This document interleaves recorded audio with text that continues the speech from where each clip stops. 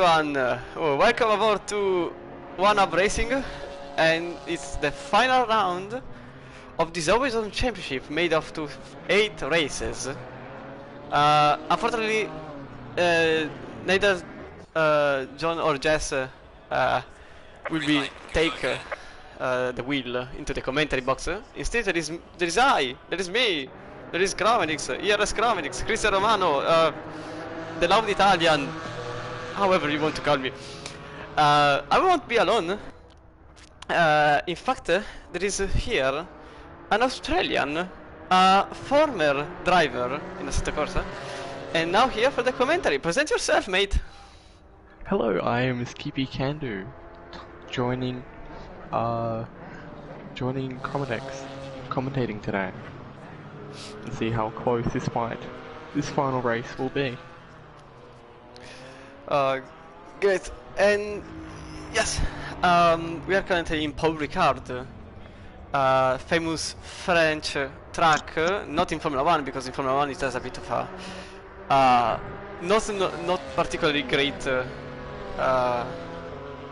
popularity, let's say, but in GT racing it's very fun, and it's an astonishing overtaking spot basically everywhere in the track.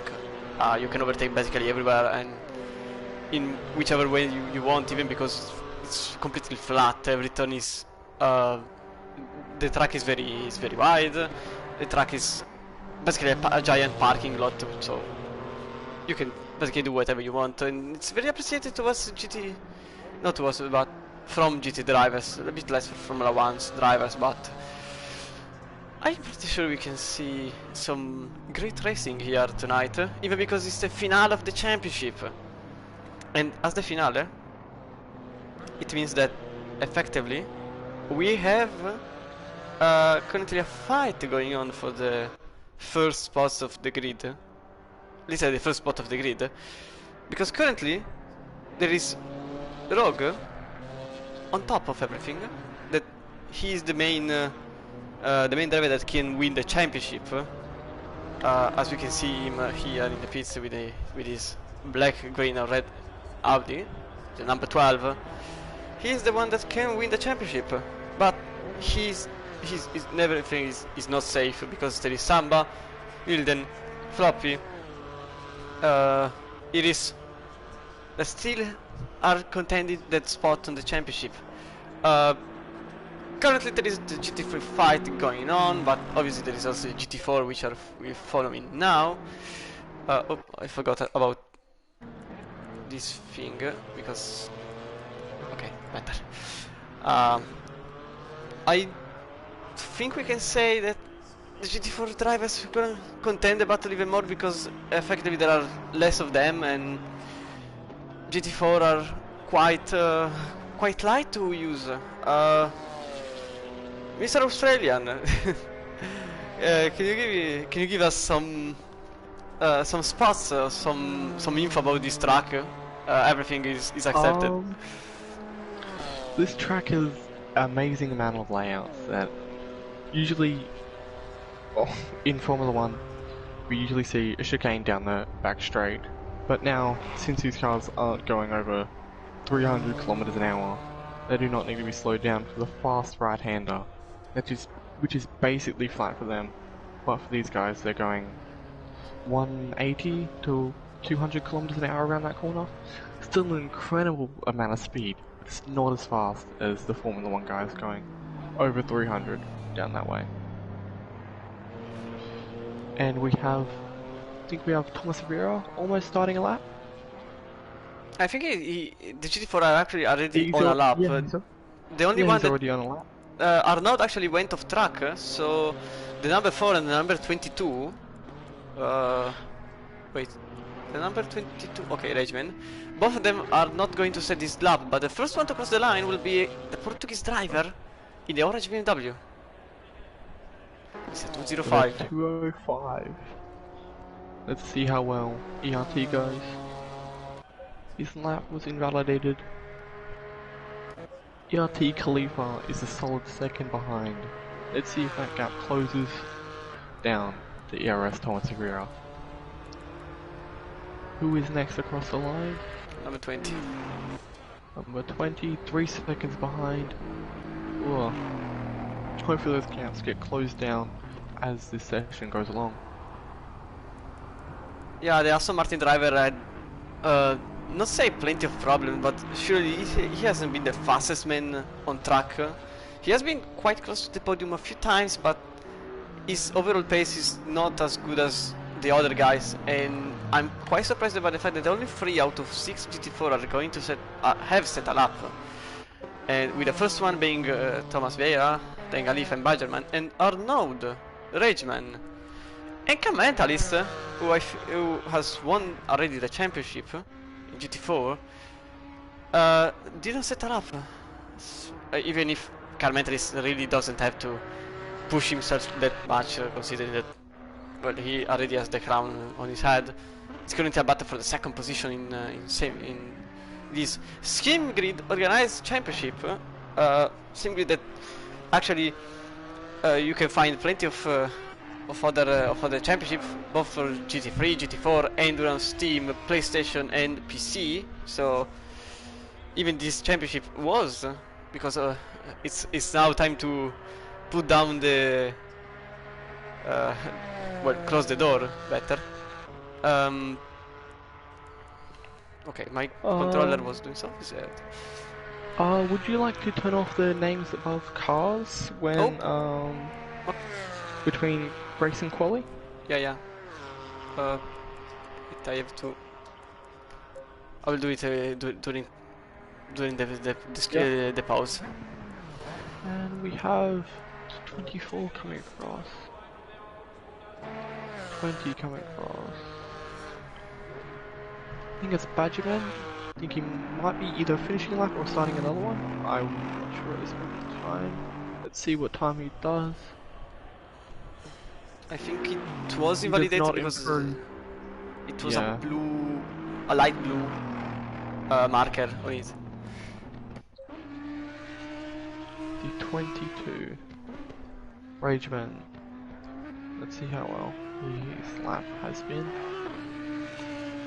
It's probably being the last lap for some. No, okay, there is still 2 laps to the flag, and already. I think I saw a GT3 into the pits already putting himself into the line, which is a bit early. You can do it, obviously, but it's 2 minutes and a half before everyone else. At this point in time, we have Uvan Google M8 coming out in the Porsche. Ah, it was. Oh, okay. It was him that has just joined the lobby. Sorry for the misreading. I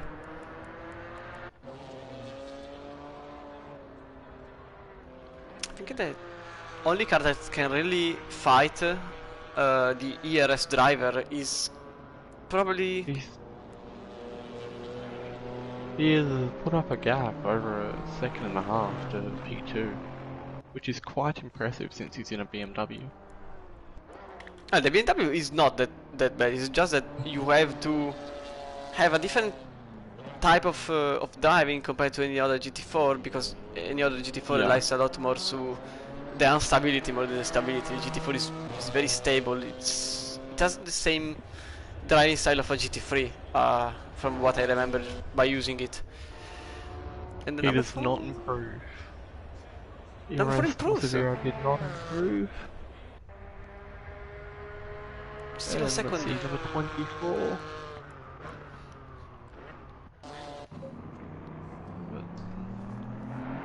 Clifford does not improve his position. This will be the final lap for most of these guys. Benjamin just improved by 0.2 seconds. Surely not enough for any position. But he keeps P5 at this point in time. Let's see if these guys can get number 43 and 81 can get a lap in before the end of qualifying for these GT4 guys, and the GT3s come out. It's safe to say that Khalifa back into the pits, so he won't do another lap. Number 20 also back into the pits. Kamet is putting himself. Just 2 seconds. Goes 4. Just 2 seconds behind. There's only 18 seconds left for these guys, so they've probably got to go back in a pit soon. And when the GT4s come out, there's 10 minutes qualifying for the GT4s, which go out first, and then 10 minutes qualifying for the GT3s, which come out second. And GT3 have a green light. The first car to exit, I think it is the number... not the 12, but it's The Samba. ERT Serbia. Yeah, Samba is the first one, and then we have the Connors, Aston Martin, and then Rogue. I love the way that the Aston Martins look. They look so beautiful, so streamlined. Aston Martin is a good car. Unfortunately, on PlayStation it has this little problem of being slow. So, Yeah. not the best one of the Oh. cars. Will they Ooh, spread Arnold. out, or will they stick together? Hopefully they spread out. I think the first actually. Because of the long They will straight in the probably- middle of the track. Yeah, they will probably try and get the slipstream, but hopefully they don't have an incident and that long right-hander.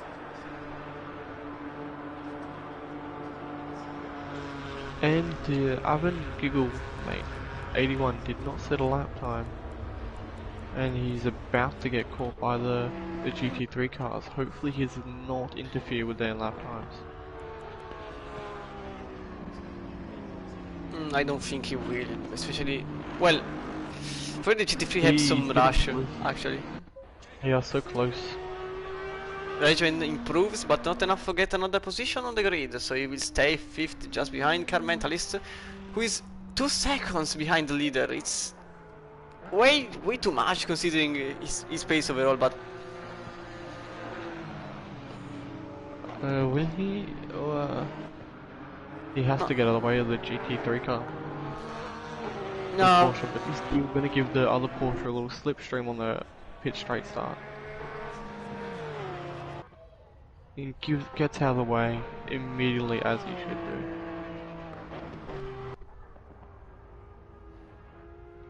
we are into the... Throwing up a Porsche caution slap. flag.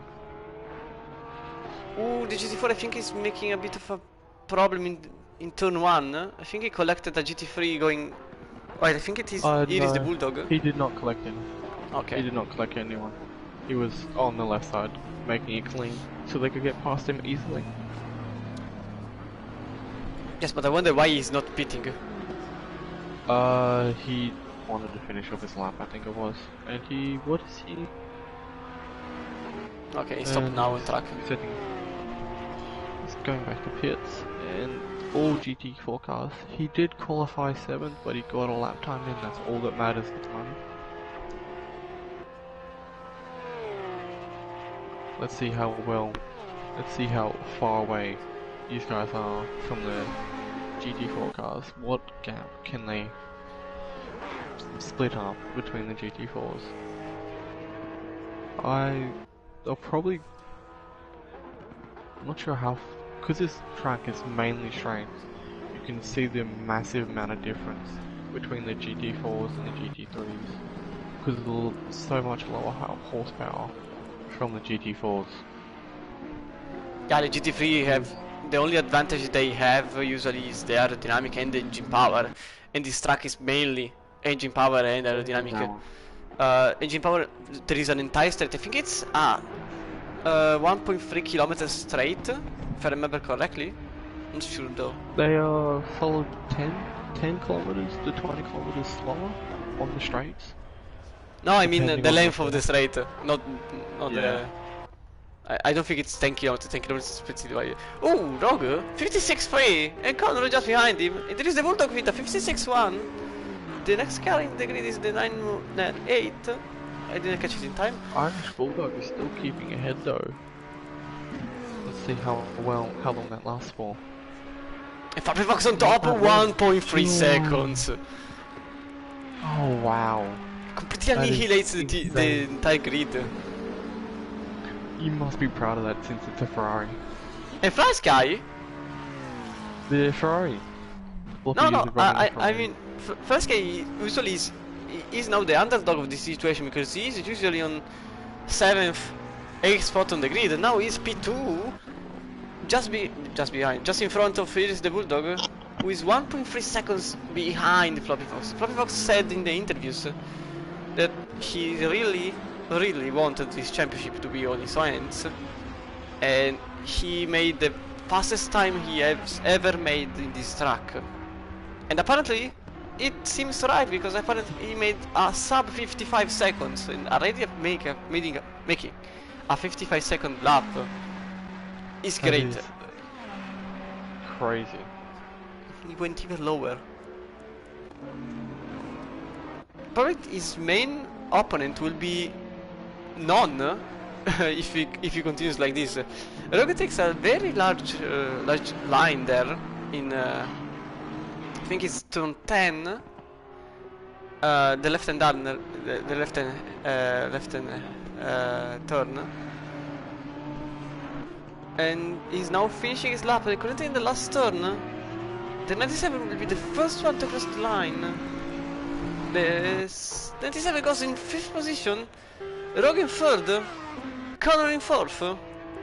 It is the Bulldog 2nd, 6 tenths behind, and then there is 998 in 7th position. Then Milden took the 6th position, and Saba goes in 7th, with Jason setting a lap in 10th position. The 27 and the 99 will not set a lap. And the Floppy Flock improves as well. He extends the gap to 7 tenths instead of 6 tenths. It's gonna make it harder for the guys to catch him. He's on a mission. Yeah. He's really on a He's mission. going full torpedo mode, man. It is insane. Whichever lap he's doing, it needs to be aborted, because Connor on the pit lane, he will do just a lap. So he has a single shot in the gun to be taken for another position. The Floppy Flocks though. Floppy Fox, I think he will not improve his lap, mainly because there is Jason in the way. Not his fault, obviously. It's just that Floppy Fox is in another car. And Floppy Fox is just out of this world at yeah, this point in time. but I fear that if he put his car in front of Jason in the wrong time, okay, no, he overtakes him clearly. He's half a second down. He's not gonna improve. Yeah, he won't improve. Probably the other car, the 97 will not improve. 26 off track. The 26 went off track in the right-hander, so he will not set a lap either. The 33 will not set a lap, so here's the Bulldog who has another two shots. Rogue is the only one of the group that can improve his lap. And will he do so? The answer is yes! He does. By 2 tenths, which put... Oh wow, actually. Oh my god, he's 3 tenths behind. That is a really close lap time. He's probably fuming that it wasn't. He's probably happy he got that lap, but he's probably unhappy that it's not on pole. I wonder if he can do 2 laps and not just single one. Probably the cars that have taken the white flag. No, I mean, if they should really have a lap, but I don't know how many, because the 8 awards, I think they've taken the white flag. And they have. Yep. Yeah, they have like a lap, one more lap. This will be the last lap for them, I think, from the 8 onwards, and Milden is on the line. From what I saw on the minimap. ETL Samba has enough time to do another lap, as his lap wasn't validated. The 97 will have another shot, yeah? Yeah, he's close enough. I will cut the entire track, like, straight away from here to the finish line, so I have more time. Yeah, but then you get penalty for that. So I don't think in qualifying you get a penalty. I wouldn't test it. I mean, me neither. I mean, I said maybe. The admins might step in. Cause it's... Good evening, Dexter. Hello, Okay. Dexter. Currently, the number 12 will be the next car on track to set a lap. It goes slightly wide on the last two. Does he improve on this one? He has another lap, so he can improve in the next lap. Currently the 43 will be on the line. 4 steps improves, not enough. He has another lap. And the 998 doesn't take the flag and put himself in fifth. Milden doesn't put the flag. Flies car the pits. And the next car to... Yeah, the 8 took the flag. So he won't set another lap. Kawababo takes the flag, but he comes in 4th position, just 9/10 and not even 9,000 of a second in front of the 5th position. Corrado in 6th, Milden in the pits, so he won't set another lap. Connor will finish this lap. Thank you, TVR Racer. Am I too quiet, man? I think you have to adjust the microphone yourself because I can't. Am I too quiet? Now, not now. Maybe Okay. before you were. Just let me know if I get. I mean, just raise it. Connor does improve. He goes into 8th position, and the only car still on track is Samba, who's currently. We got 97, 12, and Colorado just invalidated. Samba his lap. doesn't. 12. We got 12. Samba frustrated, 12. completely frustrated for his efforts. Put his car in 9th position, way too far from anyone else. He probably made some mistakes in qualifying, and considering that he is a championship decider, this means a lot for the Audi drivers. That currently is the only one that can improve his lap. He's still on track. He's the only one that can still say his word on the standing on the grid. And the answer is does and improve. Not improve. It does not improve. That was a close battle. Yeah, But it was the already a top battle on 7, qualifying. Top six were under a second. That is going to be a very interesting long race for us today. I'm gonna just put out the. I did this so much time ago. In the meantime, I do this that I should have done before, but The names of the cars. Yep. Okay, sorry for this, but I don't know where is it. General, maybe. I don't know. In the meantime, tell us your comments about the qualifying session, because it has been very tight in these 20 minutes of time. It was surprisingly more close than I'd expect it to be. The GT4 was extremely spread out, but GT3 was so much more closer. Top set 10 were all under 2 seconds, which was much more close than I'd expect. This is going to be a very competitive race between all these guys. Bottom setting for the Oh yeah, I already did it. I'm just watching if I put the cameras, and the answer is yes. It's so much time that I didn't. We've got just over a minute and a half before the race starts, and it will be a close one. The thing is that effectively the three contenders, because the 4th contender is in P9. All the way down the grid. It's extremely difficult for the Porsche driver trying to get into a top position. And currently, the first 3 drivers are the ones that are deciding the championship. We have Fabio Fox in 1st position, the current championship leader in 2nd position. The newcomer, the Bentley driver, came from Zandvoort round, so he has missed 2 rounds. And Floppy Flox is getting a cold sweat in chat. Well, if you aren't sweating in this industry, are you even trying? He's Racing. probably shaking. How close are the standings? Do you know? Yes, I do know. Just let me know that I take the paper, because I'm currently 3 tabs in the same moment. We've got Just 30 before seconds until race start. Okay, so we have that if Rogue wins, it's game over. There is nothing to do. If Rogue comes in second position, Floppy must win. And 10 seconds. Iris can still try, but he must finish in P2. So Rogue should be theoretically safe if anything happens. Yeah, Russ, Thomas Severa starting from the pit lane. Oh! Thomas Vera didn't He must actually... have, he must have stuffed up his setup. He stuffed up his setup. I suspect that is the usual I can put everything on the last second type of...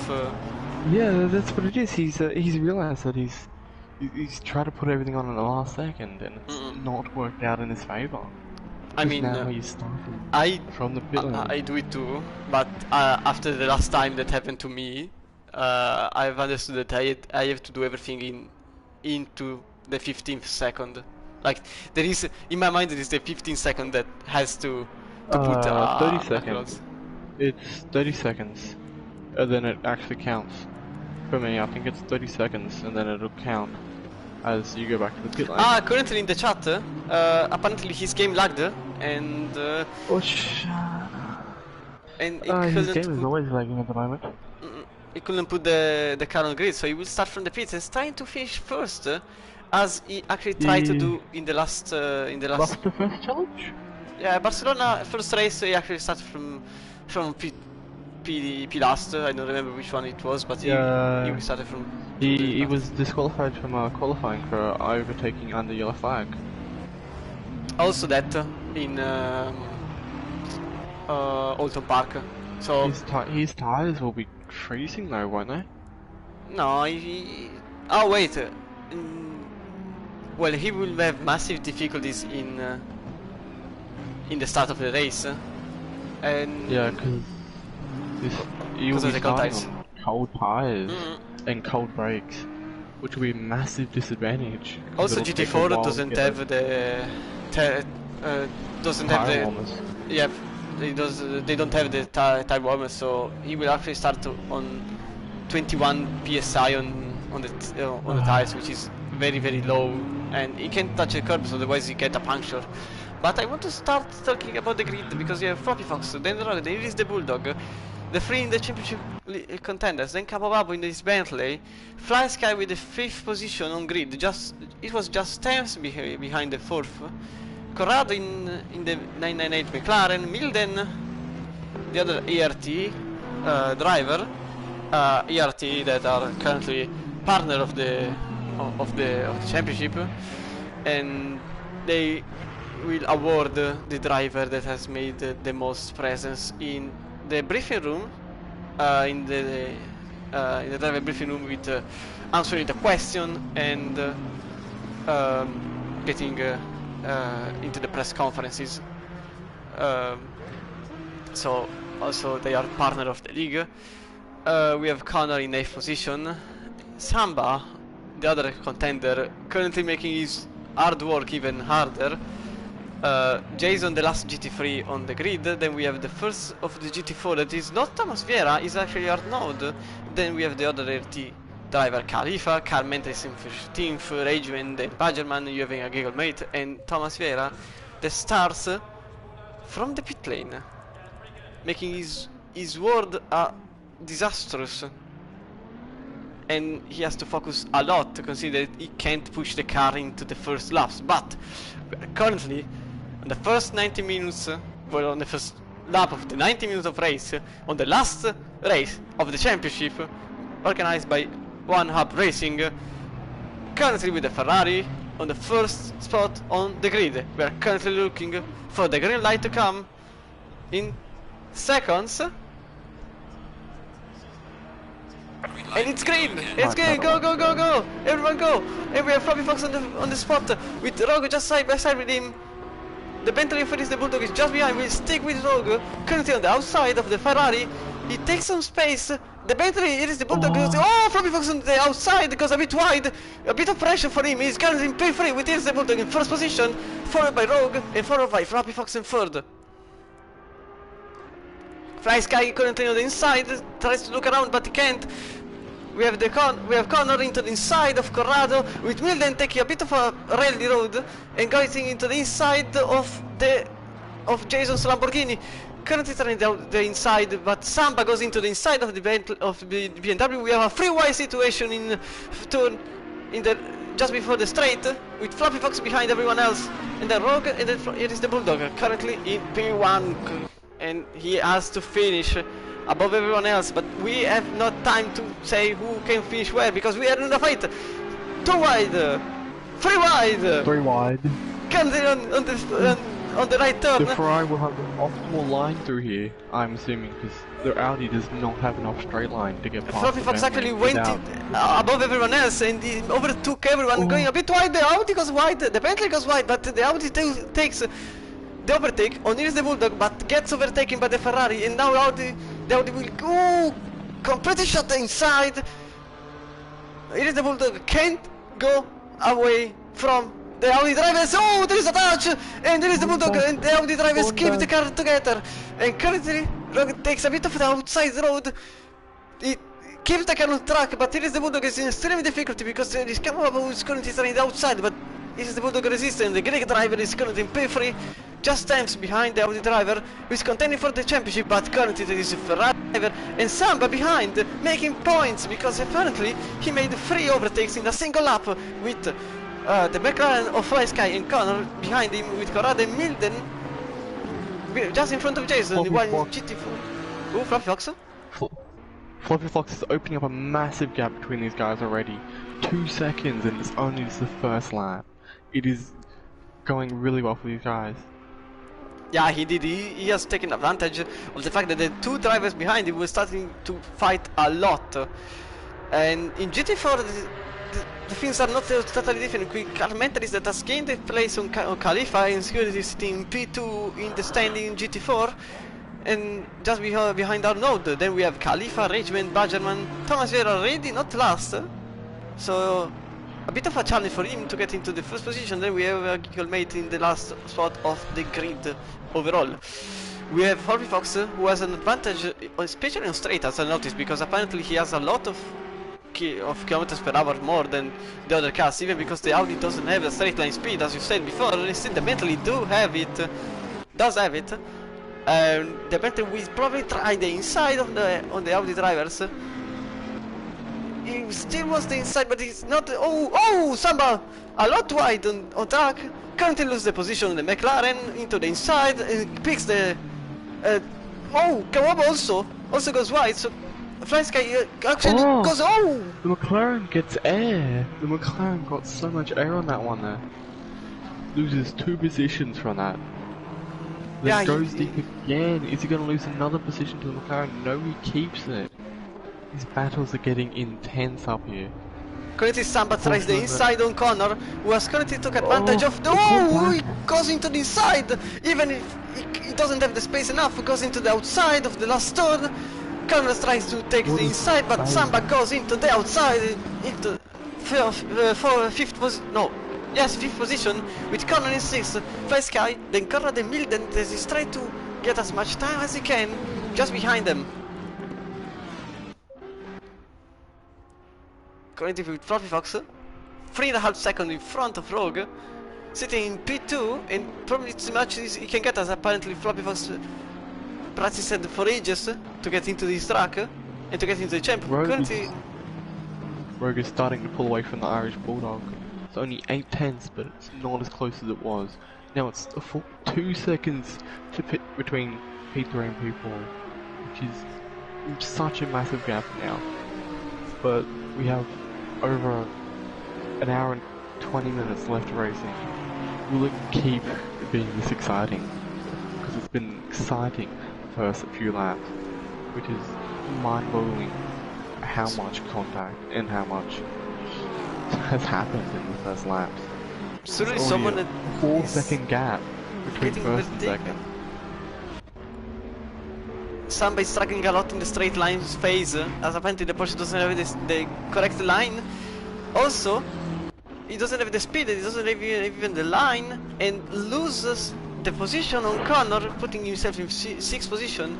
He can't have enough from the Porsche, consider its engine is not much powerful as the others. He has to gain every single bit of time in the first sector and the last sector. He can't rely on the straight line speed, so he has to make position in the hardest way possible. It means also, as you said, a lot of contacts have to be made to make some overtakes. Also, Milden in the background, he was in front of Corrado, and now he's in back of Corrado as Corrado overtook him in the straight line zone. We have in GT4, Carmental is currently trying the inside on the GT4 leader, but he can't really try the overtake, while... This is a line of Porsches at the moment. 3 Porsches battling it out, slowing the service down, letting that Audi catch up, and then Thomas Rivera overtakes Badger for P15, and now he is going to probably catch up to Rageman. Because he's going to probably get involved in those Porsches battling, because they are getting so close. Will he make a move in turn 1? No, he has to look upside, but he doesn't dare make a move there. This is intense racing. These Porsches, these GT4s, the GT3s are getting such close. So close. Ooh, Bulldog is getting close to Rogue on the straight. Jeez. The Audi is so slow on the straights up here. Yeah, the Audi has basically the same problem as the Porsche, just less prominent, but apparently the straight line speed is a very much a struggle for the current championship leader, sitting in P2 as much as he can hold. Well, no. He gains 2 tenths on the straight. That's the thing. The Bentley gains 2 tenths just on the straight, then loses it again, probably in the corners. Because that Audi has amazing cornering. The Bentley just eats curbs. Ooh, Samba! Which is insane. Samba on the outside tries to defend his position, because apparently he went off track. He is struggling a lot with the Porsche. Apparently he doesn't have as much braking as he wants. I suspect if he put the pads right, even because as it is a 1.5-hour race, you can't use pad 1, you have to use pad 2 for the whole race, otherwise you will get to the finish line with no brakes, and it means that you will probably step aside because you can't brake. We have Battle GT4. Then you'll have, yeah, you probably have to replace the pads, which will cost you ages. And Thomas Rivera trying to go around the outside on Rageman. Will he? No, he will not. Will he next? He'll probably go in for the final turn. Probably go for a little dive bomb in the final turn. Because that'll be a safe move. Oh! Oh, what? That contact? That on my screen there was so much room. I think there has been a contact because the rear of the green out is a bit damaged, so yeah, I suspect he got pushed, but it was might have been lag or something. Yeah, he's got damage on the rear. Rageman has got damage on his rear. Might have been a bit of lag, I'm not sure. I wonder if the ERS driver has damage in the front, and he doesn't have. It might have been, it could have been his netcode. Yeah, apparently it is, because he doesn't have damage on the BMW, but there is damage on the green Audi, so it may have been a bit of netcode. And we are currently watching the GT4 battle, because the Carmentis overtook... Oh! Carmentis actually went wide on turn 5. Yeah, it's turn 5, and he's being catched up by the 2 Porsche drivers. Remember that Carmentis was in P2, is now in P1, as he overtook everyone else on the straight line just before. Oh! Bad towards Samba is off the championship contenders. Track limit. Jeez. And it's been 10 minutes. This is not Samba's race. This is really... Oh! Big touch behind! Then he gets spun by the McLaren. Oh! Milden! And the Bentley spins. BMW spins, sorry. BMW spins. Oh, I wonder how that one happened. Just a bit too much throttle on the exit and just couldn't keep it. It may have just been a bit of a surprise coming into the last turn, even because you don't expect a car in the middle of the racing line there. As you saw, the McLaren of Fly Sky went into the back of Samba's Porsche and spun him around. So now Samba has damages. He has a spin, a drive-through, and probably his championship hopes have completely evaporated. As I don't think he can realistically achieve a better place than Rogue. Will Thomas go for a move? No, he's too far back. He goes for a look, but he's not close enough to make that move work. He's over 3/10 back. I don't think he'll make that move, but these Porsches are going to try, and they just don't really have enough straight line speed to keep away from that mighty BMW.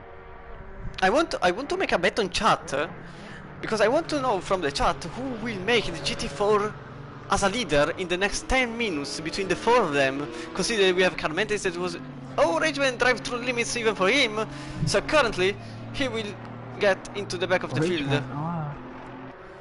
So yes, as I was saying, I think I want to know from the chat who from the four of them will get into the leader in the next 10 minutes, because in the next 10 minutes everything can still happen. Oh, 97 is off track with completely destroyed front. Oh, he's run wide and he's skipped up in the air, and he just must have. I've had to work it out. I'll have to work out what happened there. Yeah, thank you. He must have just hit the curves and gone wide.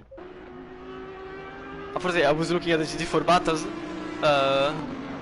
Personally, I think that Carmetal will still be ahead of everyone else in GT4, but currently we are watching the GT3 battle between B2 and P3 with APX Rogue, current leader of the championship. Oh, the number 4 is off track! There was a spin! There was a spin up at the corner, and he hit a Lamborghini. Oh! There was a spin up there, then he collected Jason. And, oh my god, it was a 3-car, he just collected Jason and ruined his front end. He's got heavy damage and probably Jason I don't think that Jason was there. I think it was the green Audi, because Jason is way up ahead of the GT4 drivers. So I don't think it was Jason. It was Jason. It was the yellow Lamborghini. You collected him, number 26. Ah! Jason. I mean, okay. You collected him right in the side. No, just that when you said the Ford was still on the right end, the Lamborghini was already in the pits. So, okay. Yeah, he's pitting because he got so much damage. That's why. He's got completely collected by the Porsche going 200 kilometers an hour. He's gonna have heavy damages. Oh no, yeah, he's in the pits. He's getting serviced and jeez. Tires to clear for the I think it was Rageman, so the number 22 has now the drive-through cleaned up. With Samba in the pits, I suspect he will try to finish the race.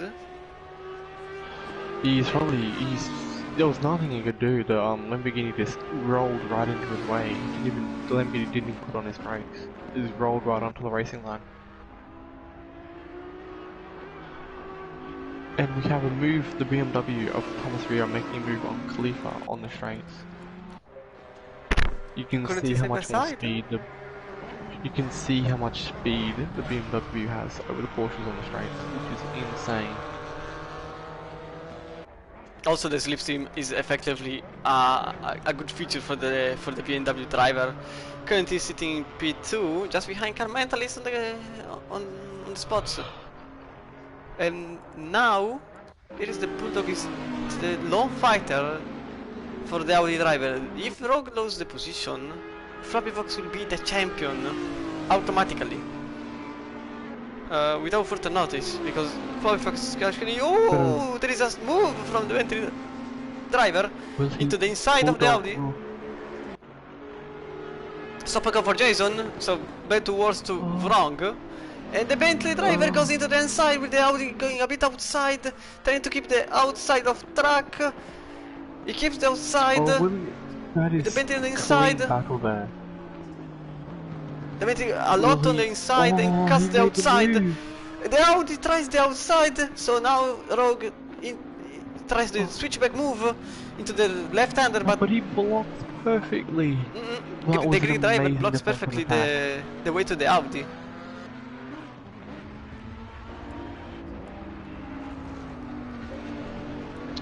That was a good battle between those two. Is it going to be over though? That's my question. Nope. No, it is not. The Bentley has greater straight line speed, but will it matter in this close match? Yes, it seems it will. But it's 11 seconds. 11 seconds to Floppy Flocks, which means he has run away from this already in the first 15 minutes. The switchback didn't add effect on the Bentley driver. Currently the Greek driver is in P2, with the Audi driver in P3, and the championship is now into Floppy Fox hands. I'm pretty sure of it. The first GT4s are appearing into the site of two battling on, with Connell just behind them, and Corrado in 5th position. Currently the Audi will try, because the Audi is very good on the first sector, is basically glued to the rear of the Greek driver, currently sitting in P2, with the Audi GT4 will help the Bentley so much. Helped him get extra speed.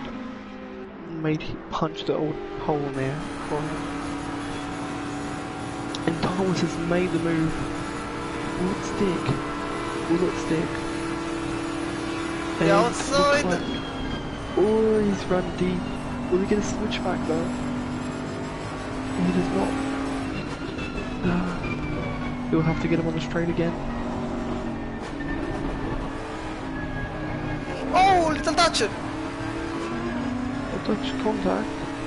There is a car side in the side that I think it was. I didn't look at it in time.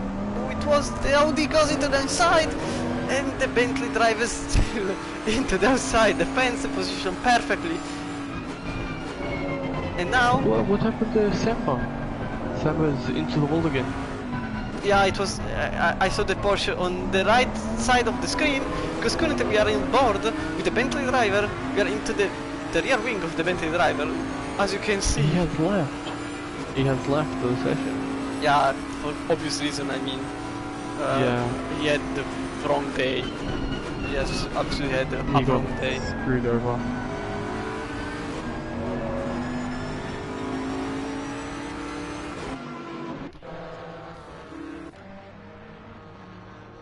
That Porsche is pulling away on the straight though. Will he keep it up there though? That's my question. He's swerving along, trying to break that toe, but the BMW just... Oh my god, you can see its immense straight line speed catching up. Currently watching the GT4 battles a second, because apparently on the straight every overtake happens, it doesn't happen anything, so currently GT4 the stand is... Oh, never mind! Talk too soon! GT4 driver to the inside. I think Thomas almost lost it on that curve. He just seemed to snap back along. Oh, there is an overtake going on side by side between the Audi driver and the currently the Bentley driver. Oh, there is a touch. Contact. There is contact between those two. Yeah, there has been a contact between the two drivers, currently flashing his lights because he really wants to get the position back, but apparently the Bentley driver was on the inside, went a bit on the outside lane and touched the current championship leader, and is now a P2 for the Greek driver with Connell just behind him.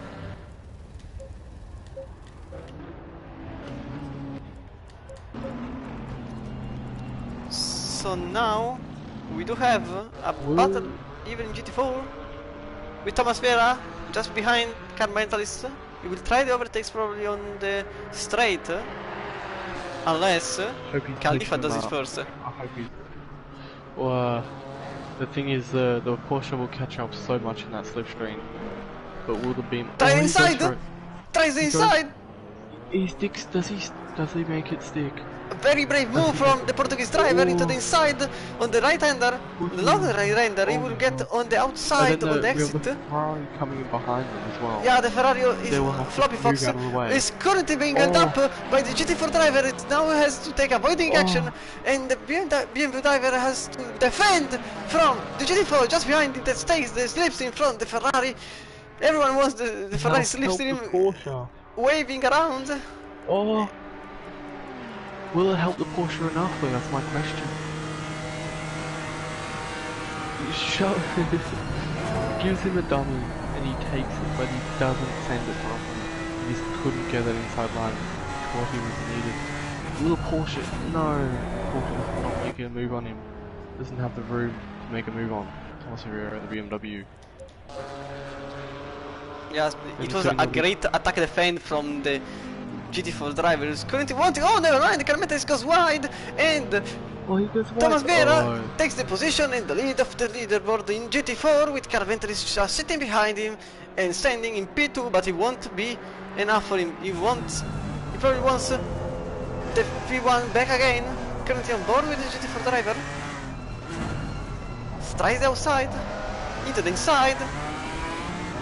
It's not enough, he gets a great traction from the GT4 driver. He's made it stick, which is the most important part.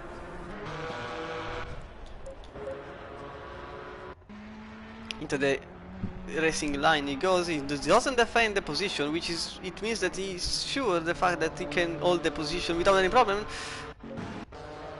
The 74, the 74 has gone into the number 12, so now Epic Stroke is out of the podium, and the orange Aston Martin is now in P3. As we were looking at the GT4 battle, apparently there are too many things going on, I can't keep up with it. It's phenomenal racing. I think the Audi has damage. I would not doubt that the Audi has damage. Oh, Carmenteris spun aside the BMW driver who is now close to the barriers. Carmenteris made a screaming right now. Yeah, a pretty poor move from the Porsche driver who sticked into the rear of the BMW driver and spun him around without further notice. So now Carmenteris is in front of Thomas Vera and Khalifa, who is currently sitting in P2 in class with, I think, even Arnaud has passed the Portuguese driver. So now he has to make this entire process of overtaking back again. Yes, but this time now he's got traffic from all the GT3 drivers. I mean, he avoided the traffic at least. Yes, it'll give him a slipstream. Oh, is there contact in front of him? No, there is not between the GT3 and the GT4s. Carmeta is very close to the GT4 driver. It is the Bulldog is actually trying to get as many seconds as he can, considering the little touch that happened. And now Rogue wants to overtake on the podium driver.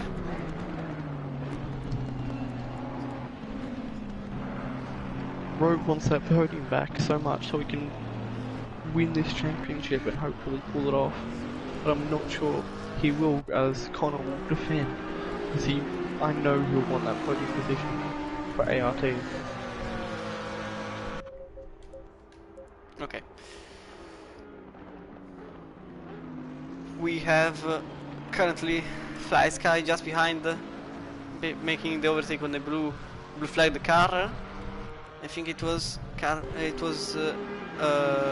Khalifa. Because wait, I've missed something. Carmeta is actually in P2 in class with Khalifa in first position in GT4.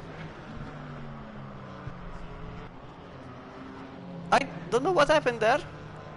I suspect the GT4 driver made a pass too light for someone and lost too much time compared to the GT4 driver who took the position on the championship winner in class in GT4. And as I say it is, we have currently Thomas Vieira looking for a move on Arnaud's Porsche, and Carmentelis looking for a move on Khalifa's Porsche, with the 74 currently battling for position in P3.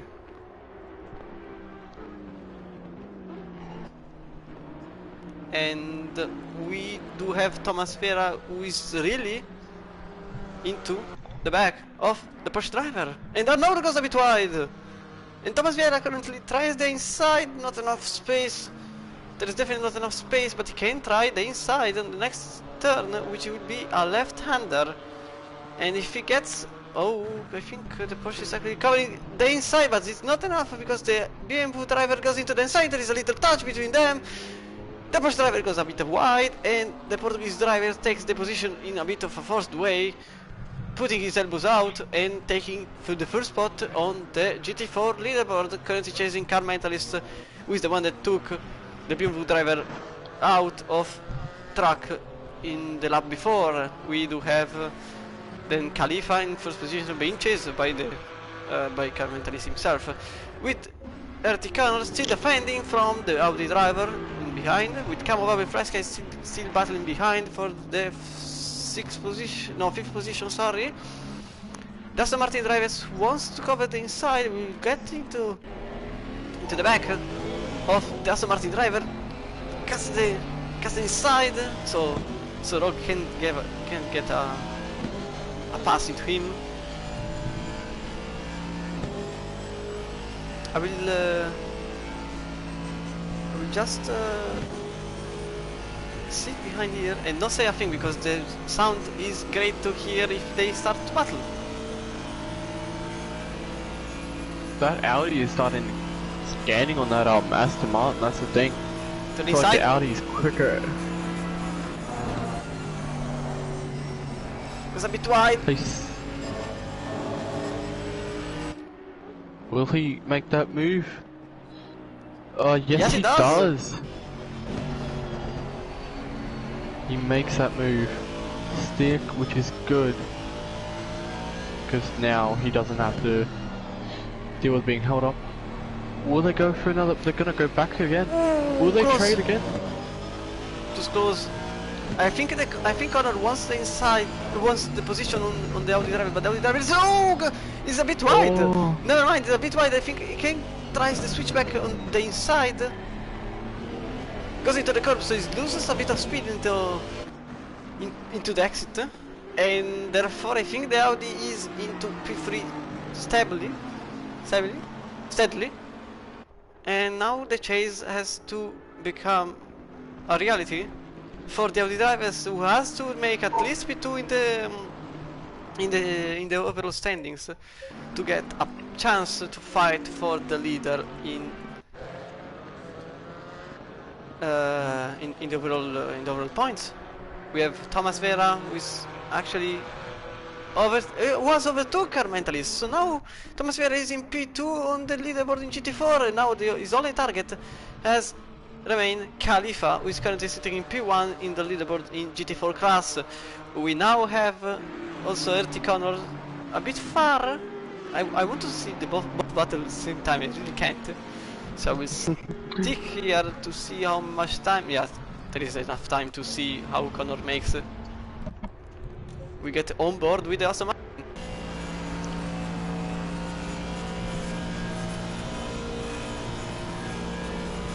Is Fly gonna make a move into that corner? He sticks his nose out. He sticks it in, and he keeps it. Takes that position easily from the Bentley. Great call on the overtake, because I was actually looking on the front. Yeah, Kawabo gets overtook by Fly Sky, and now the McLaren driver has a shot to take a spot in the fight for the third position. Remember that Fly Sky is the same person that actually spun around the Porsche driver of ERT Samba, so now he may face a penalty, but nevertheless he will try to take it, even if he will try to take the P3 in the overall standings, even because apparently he has made enough time. He is now 1 second behind Connor, and the gap was 1.6 seconds even before the overtake. Now it's even less, so it means that he actually gained some time, even overtaking. It means that he has a lot of pace. Probably he's just sticking. He's just coming out now. The pace he really have. Probably low fuel or something else has to appear in his car. We are currently 1 hour to go, 60 minutes to go, 1600 seconds to go. A lot of laps because I don't want to know how many laps, probably 30. The pit window is now open, so 30 minutes for the pit window. And the driver can now pit and have 30 minutes of time until minute number 30 to get into the pit lane and change the tires. We will now get into the Aston Martin to see if the overtake can be made behind the Audi. The question is, will that McLaren close up enough to put enough pressure on the Aston Martin on the inside? Will he stick it? Will he? Yeah, he does! Same move the McLaren did on that Bentley just before.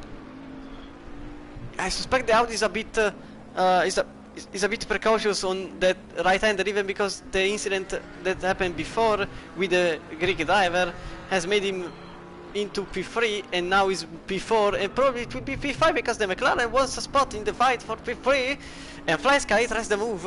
Well, tries to be seen in the mirrors by the current championship leader, who tries the inside. No, not enough. The corner was a bit wide, but not enough for the Audi drivers to make a spot. Instead it is, with the Aston Martin going a bit wide.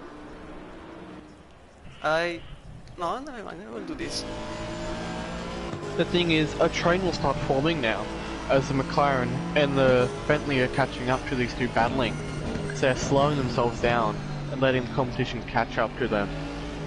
That's the problem with these two constantly battling and slowing each other down. The McLaren right there will probably overtake that the Audi and probably make it more of a bigger battle, and the Bentley will probably get involved as they are slowing themselves all down. That's what's probably going to happen between these 3 or 4. The fact is that it is a problem, the fight happening right now. Ooh, the blue Porsche gets in the middle of the way. Not purposely, obviously, but it is a bit of an obstacle for the Aston Martin drivers, who has to defend from the Audi drivers in the back. And consider that they are actually fighting for some prizes. Obviously, in GT4 it has already everything has been made up, with Carmenta is taking the first spot. But in GT3, the current championship leader has to get into P2 at least for getting a contention spot, for getting the prize, who is currently supported by Vespertine, who is currently supporting the championship and offering prizes for the league. So it means that effectively there are prizes for the winner of any class, and with the current GT3 championship leader is facing a bit of a defeat from the Ferrari driver, who I want to give him some airtime. Is now already into the 17th lap, with the whole field still in the 16th lap.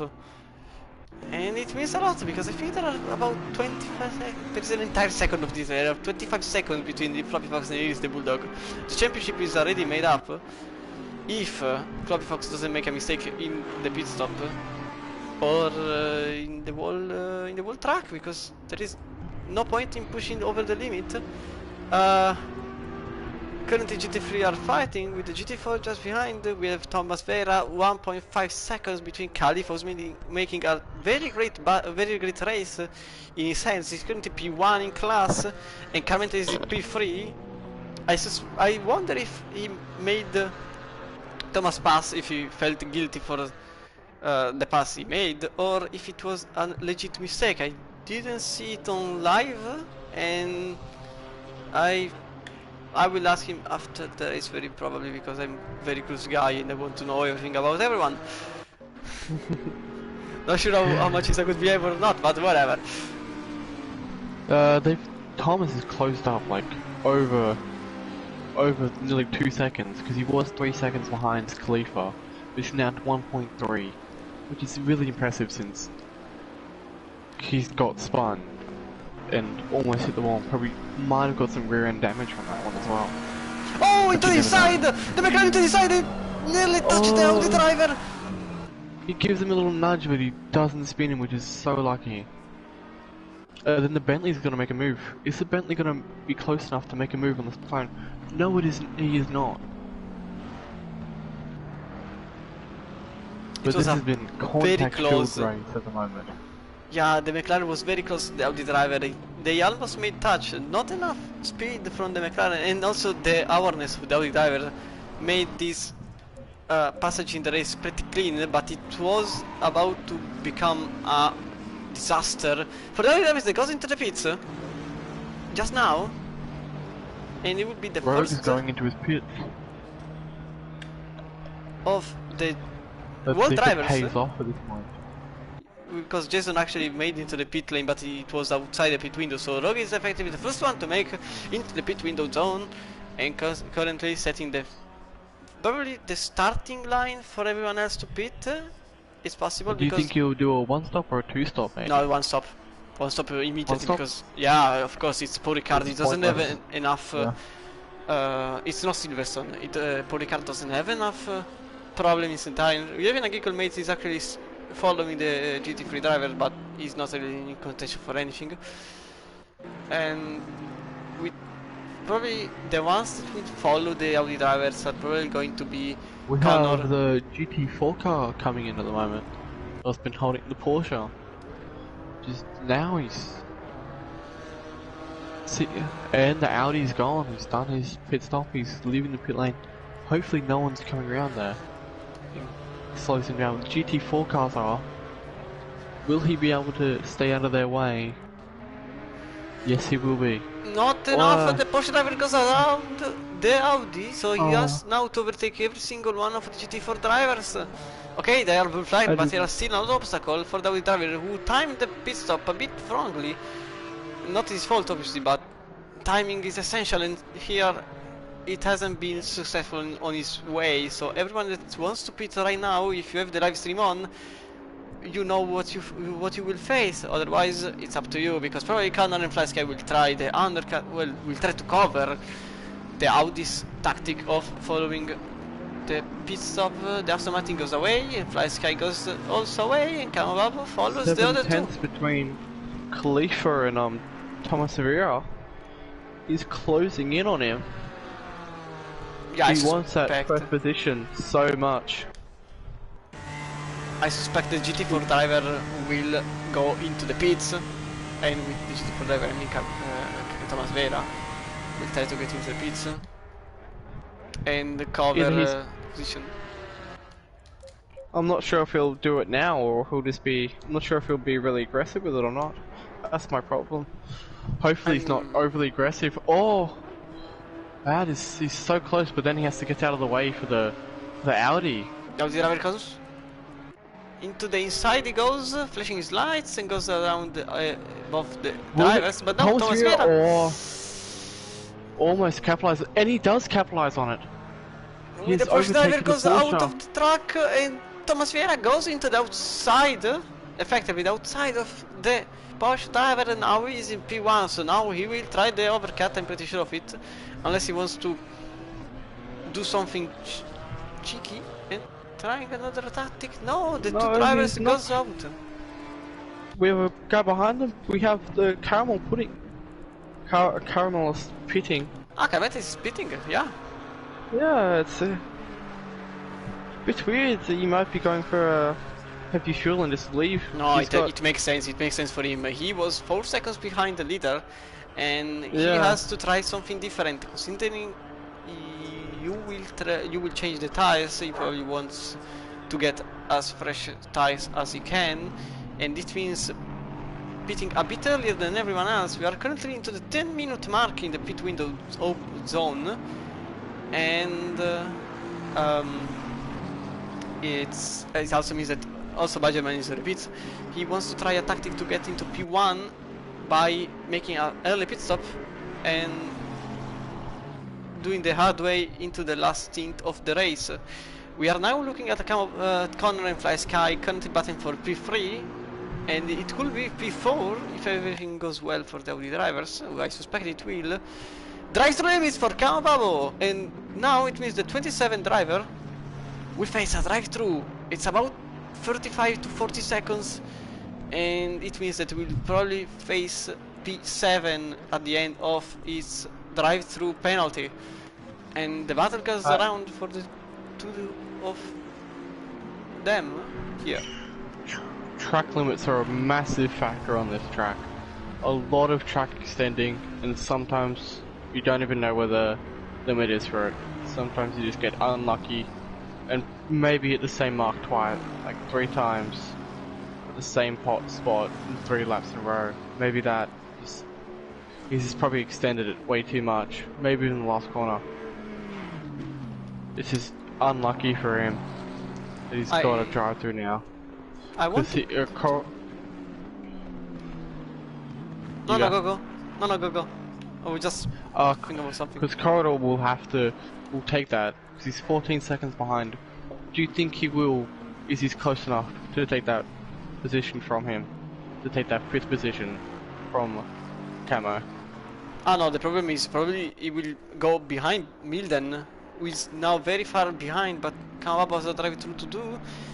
And probably Milden has the opportunity to make a spot, considering that he's 23 seconds behind Corrado. And his day hasn't been that great, especially after the spin he had in last turn. And Connor! And he goes in this lap. Who else pits in front of him? The McLaren pits as well. Yeah, he's the Bulldog in first guy. Sees the opportunity, makes a choice, and it's a good choice. Something Connor happened. Is staying out late. Yeah, what happened? FlySky has managed to reduce his gap to Easy Bulldog from 6 seconds to 2.4 in literally 1 second, because he actually went into the pits. Oh, Corrado also in the pits, and putting his drive-through away. And apparently FlySky he either went on the brakes too late, and we will know it as soon as he goes outside of the pit lane, or he has made a perfect stop and has gained a whole 5-second gap to Iris the Bulldog. FlySky is now out. Iris the Bulldog still on the pits. FlySky now maybe passes by. Iris the Bulldog is now behind. The FlySky passes by the Bentley driver. Probably it doesn't face a penalty. Bit less fuel. FlySky made not 1, not 2, but probably 3 position, even because Rogue still has to cross the line, and he has now. So now FlySky is effectively free in the championship, in the standings, and drive through for a mentalist. Ah, 9. So many drive-throughs at this track, it's unbelievable. But it is so hard sometimes to just keep it on this track. You just want to try and get as much tense as you can. And we have him getting lapped as well. It is not a good lap if you try to, not a good track if you're trying to extend all the time, because you will get a penalty as well. That's the thing. Go too wide a few too many times and you've lost easily 3 positions.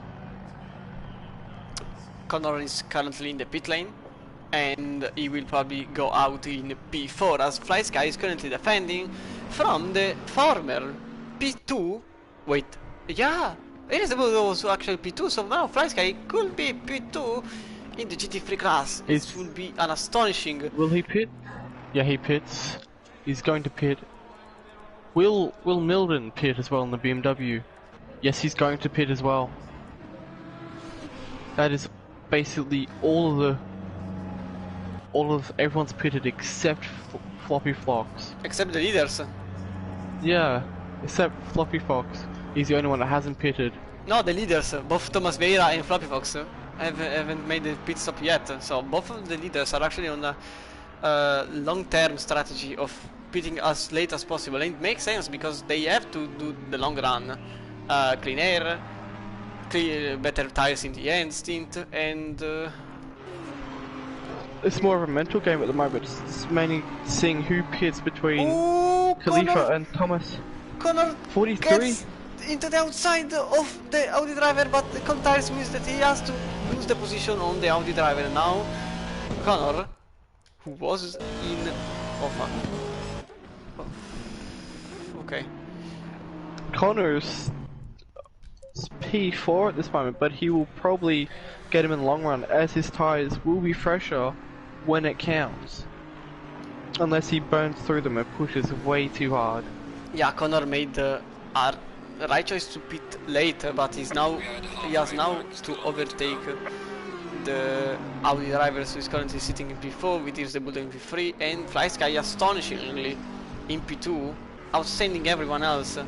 And now the only cars that has still to pit are Thomas Vieira and Jason. Both are on the same spot of the standing, except that Thomas Vieira is in a GT4 and Jason is in a GT3 car. Oh, it is the bulldog a bit on the curbs. And honestly, the one made from FlySky is Next Level Racing. Next Level Racing as the sponsor of this race, of the championship actually. He sponsors the league, and FlySky interrupts my statement because apparently he got held up by a GT4 driver. Here's the bulldog. He will try to get into behind the McLaren driver, who goes a bit wide, and it's a bit of a run it's a bit of a drag race for the two of them. I won the cam, thanks. And the McLaren has a great straight line speed. Bentley driver into the inside with FlySky on the outside. The Greek driver tries the inside, doesn't have enough space, and the McLaren stays in P2 currently, but he has another problem who is about to be faced. A big straight line in the middle of the track, because half of this track is made by a giant straight line made by boredom by the track designer. And now we will see from... I want this one because this one is good. I will probably go into the Bentley on board because I want to hear the sound of this car. We have Thomas Vieira pitting now. Will Jason pit this lap, or will he stay out as long as he can? That is my question with these guys. I'm not sure how long Jason will stay out. It's a side by side.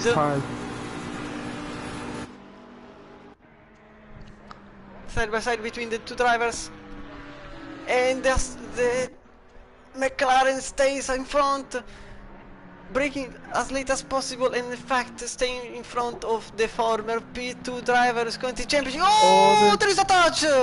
And the McLaren driver is nearly off track, and the Bentley driver goes away, putting his car in front of the McLaren. It is going to the steward for sure. And now the GT4 driver is in the middle of the way, and I'm pretty sure the McLaren driver wants the position back, and he will not have it back because it is the bulldog is actually a championship decider, and he wants everything he can achieve, even if it means putting away. He's going really aggressive at the moment as well. He's so mad about that one. I thought he had damage because I thought he was about to go back in the pits, and he is going to push that car as hard as he can to get that position back. Thomas Vieira currently. And then Thomas Vieira gets overtaken as well. No, the GT4 sends himself to the shadow realm. Yeah, he lost the position on both drivers, I think, because also Carmentelis may be around there. No, he has a drive-through, I remember now.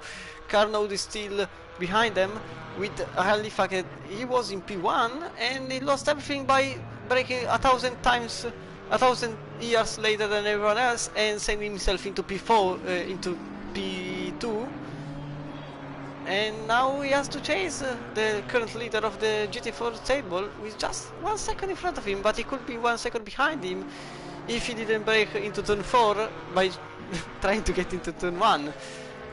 And now Thomas will pull ahead anyway, because the straight is a massive straight, so the Porsches really struggle on these straights, but the BMWs absolutely love it. You can see him wiggling along there, showing his excitement as well. He's got that one as easy as that one was. Yeah, Khalifa put himself in the mud because he had the advantage of position, he had the advantage of track, he had the advantage of hot tires, and he threw everything out of the window. And he has now to chase the driver into the third sector, which is actually the best one for the Porsche, as the straight and first sector are the best for the BMW, as you said, he has to try to get as much time as possible from the third sector. And it's not gonna be easy for Khalifa. Currently sitting in P2 in the GT4 class, while in GT3 we have here's the Bulldog who is running away, possibly from Fly Sky, who was the former. No, never mind. I changed my idea because apparently Fly Sky made up 0.7 seconds in just one sector. So now Fly Sky is in a run to get into P2, and now the former P2 is in P2, and the recent former P2 driver is in P3, and I've made myself embarrassing by choosing these words. So now we have Connor in P5 and Rogue just in front of him by just a little more less than a second. Rogue is currently in a huge amount of problems, because what if it was a dream, it's now becoming an hell, because also Connor has made a whole 10th from the Audi driver, who is now losing time because of the tires, because the Audi driver is currently has pit about 10 minutes before everyone else, and that means that his tires at the 39th minute are the same as the one that Connor will have at the 29th minute. It's a 10 minutes difference into a 40 minute stint. It means a fourth of the stint is gonna be a fifth of the stint, theoretically. Depends on the way you make it. Probably it's wrong, but because now Connor is catching up on fresher tires now that they've warmed up to the temperature he desires. Is closing in 6/10 to that to the Audi driver. I'm assuming it will get so much more closer with these guys. They've been battling so much. Connor makes 30 meters in a single turn. He is catching this so quickly. He will probably go for a move in the final corner or this corner. We've seen a lot of moves happen just in that corner there. And the Audi driver loses the rear a bit. And it's pretty clear by the fact that the Audi driver has a poor exit speed into the start-finish line, and now Connor has to stay behind him.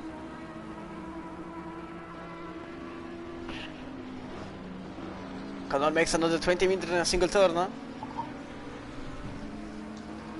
He's preparing himself for the overtake. I'm not sure if he'll do it here or he'll wait for the straight to do it. Oh, the outside! It's not enough. It's literally not enough time. Seems faster on the straight than the Audi, because Audi's struggling on this track. He does not have the straight line speed that everyone else does without a slipstream. He cannot keep up. In all of these, the Aston Martin is currently fighting for a position. It's a it's a rare thing to see in Assetto Corsa on PlayStation, because the Aston Martin is actually a bit of a broken car, and I'm quite surprised that Connor is making his way probably into P4. We're currently on board with the Aston Martin. Right in that corner. Will he?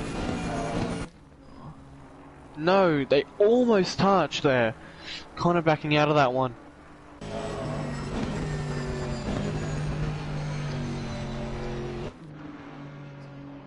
I'm hoping.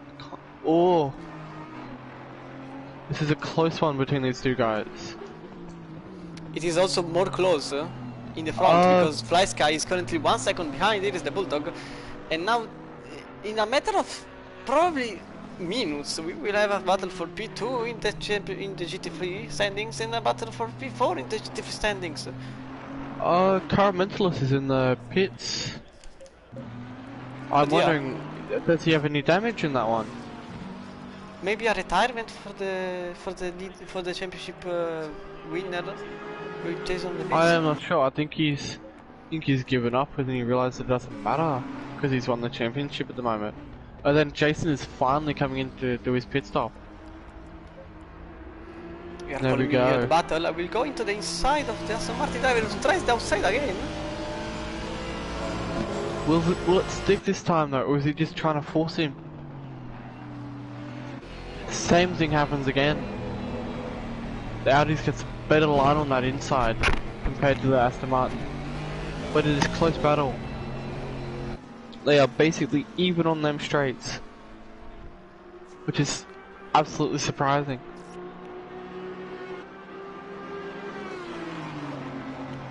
I wonder how much the Aston Martin will gain this time, because they are closer than before. They are way closer than before. Not that much, but they are surely closer a bit. Will you get a bit of a more... he's gaining so much. He's gaining. Getting very close between these two. Nah, it's not enough. Will he send it? No, he will not. He does not. He's just trying to... He will, in fact. No, he does not. He does the same move as last lap. He's so tempted. He's so tempted to tie the outside there, but it's very hard. He has to be glued to the rear of the Audi before the straight, not in the end of the straight. I don't like this one. Okay, better.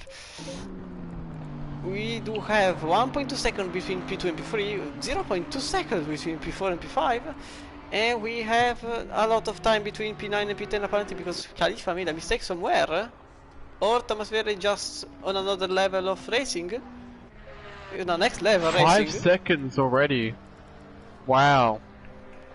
There's already opened up a 5-second gap between him and Khalifa, which means hopefully without any mistakes he should win the GT4 class. Yeah, Thomas Vera is a very good driver on GT4, and today he has proved his points again by starting from the pit lane and putting up a gear more than the ones that he actually has, and putting himself into P1 in the standings, and probably it's gonna be a P2 in the championship in GT4.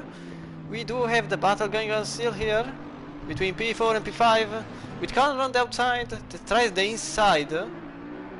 It's gonna be on the straight, and he seems close enough this time. Yeah, now he's for closer. a move, but I'm not sure. And Kalo on the pit. Yeah, Kalo, what? Still on the pit. Does he have damage? I suspect he doesn't have fuel, because that's the only way to. It's the only reason to stop now, because he might have underfueled for a quick pit stop. That's what I'm assuming. And the car mentalist has retired though, as he's won the championship and doesn't. On the outside, he sticks the move. He's trying the outside. He's now on the curb. The driver still trying on the inside. Aston Martin on the outside, on the wrong side of the road, because that's the dirty part of the track. The outside is where the rubber is all setting up, and now he has less grip than the Audi driver. Drive through for the 26, and there is nearly a touch between two of them, and the Audi driver goes a bit wide, with Aston Martin even wider, and now they didn't make a touch. The Aston Martin flashes his light. He wants the position back, and I suspect because he thinks that he has made advantage of the track. With Jason getting a drive through, it was the 26 I was talking about just literally seconds ago. The car mentalist has had a mechanical failure and his brake pedal has failed. Oh no! So thank God that he won last round. Otherwise he would be absolutely screwed. It's a brake failure. His brake has failed, yeah. His brake pedal has failed. And that means, chat, it means that you can face electrical problem even in a non-real car, and this is the good thing about sim racing. You can get mechanical problem even without an engine. That's so great. I want more mechanical problems. Not for me, please. No, I don't want them. Not me personally. Please, not me. I have other races to do. Please. What wheel do you want, Maddie? What wheel do you use? G29. Or yes, I already had the problem in this potentiometer. I already know it. Yeah. The brake pedals, the brake and accelerator, they love to. Yeah. I've had that problem and fixed it. And he's not close enough to make a move. Connor's not close enough yet. Will he? This one, no, he's not.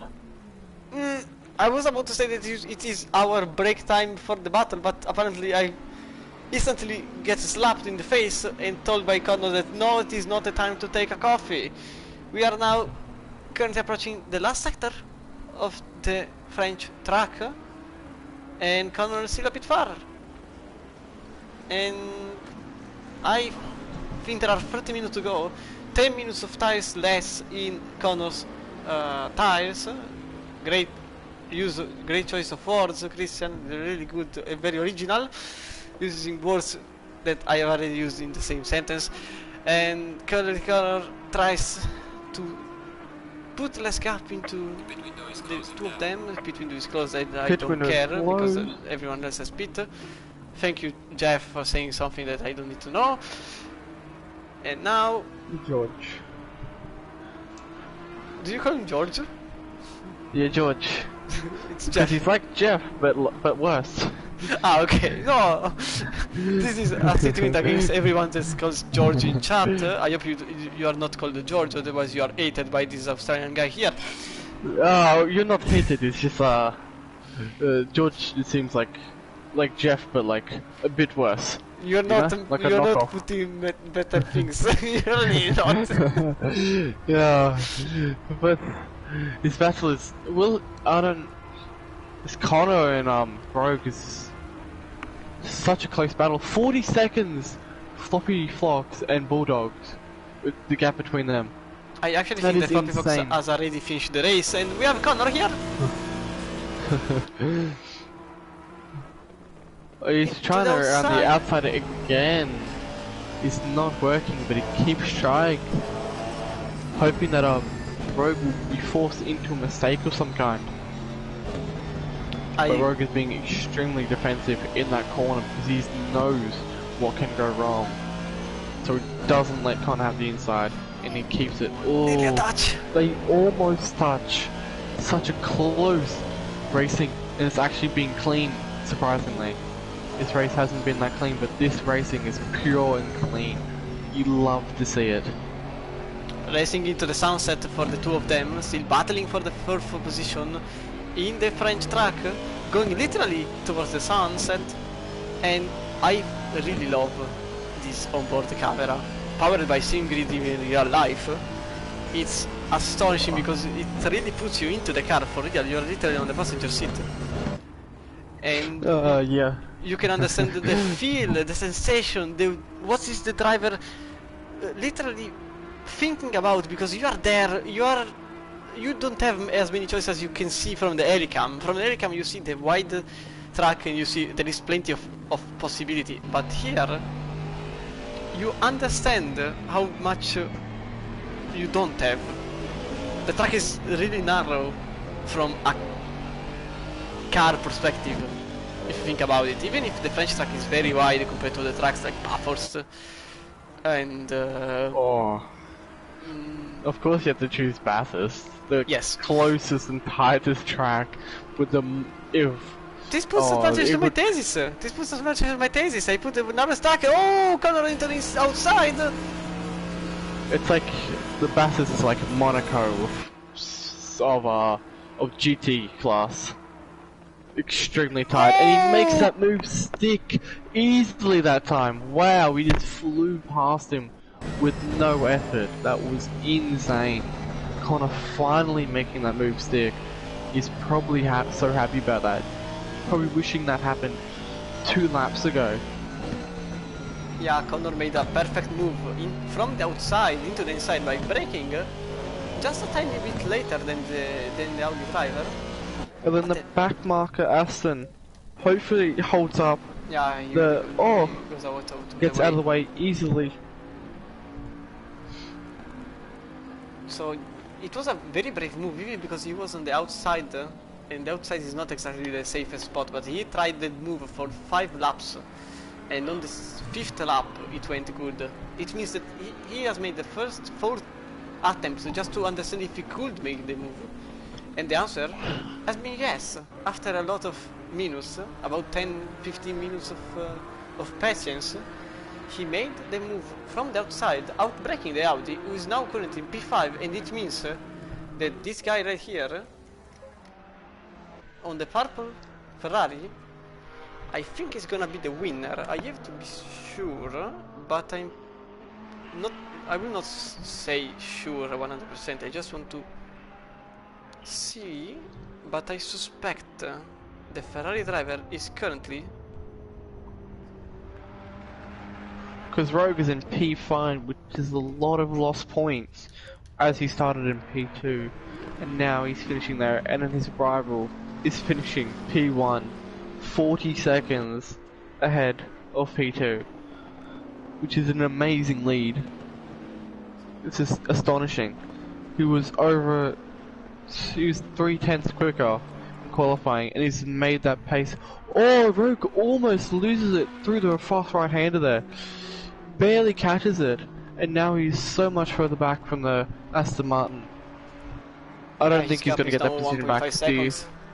Oh wait, there is a fight. 99 and 43 are currently battling for position in the last turn of the French track. The sunset is actually over, so it means that it's dark time and it's night time, and the pressure is going to be off by 20,000 psi if they didn't make the right math.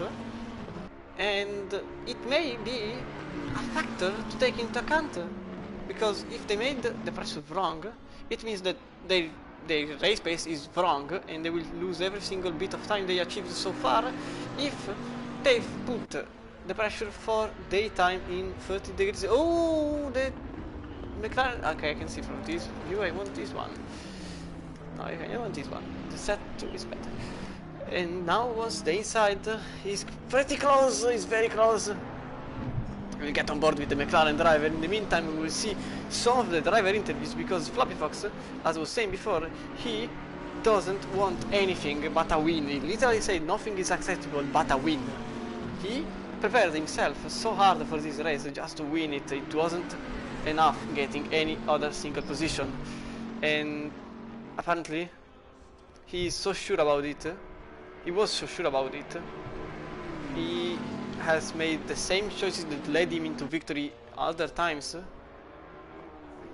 Oh, the McLaren tries something risky, but enough. It's not risky enough for making a move, but it's risky enough to make Iris the Bulldog into a protection phase and putting him a bit out of line into the Tete Rouge. And now he sits behind in 0.5 of a second behind the Greek driver.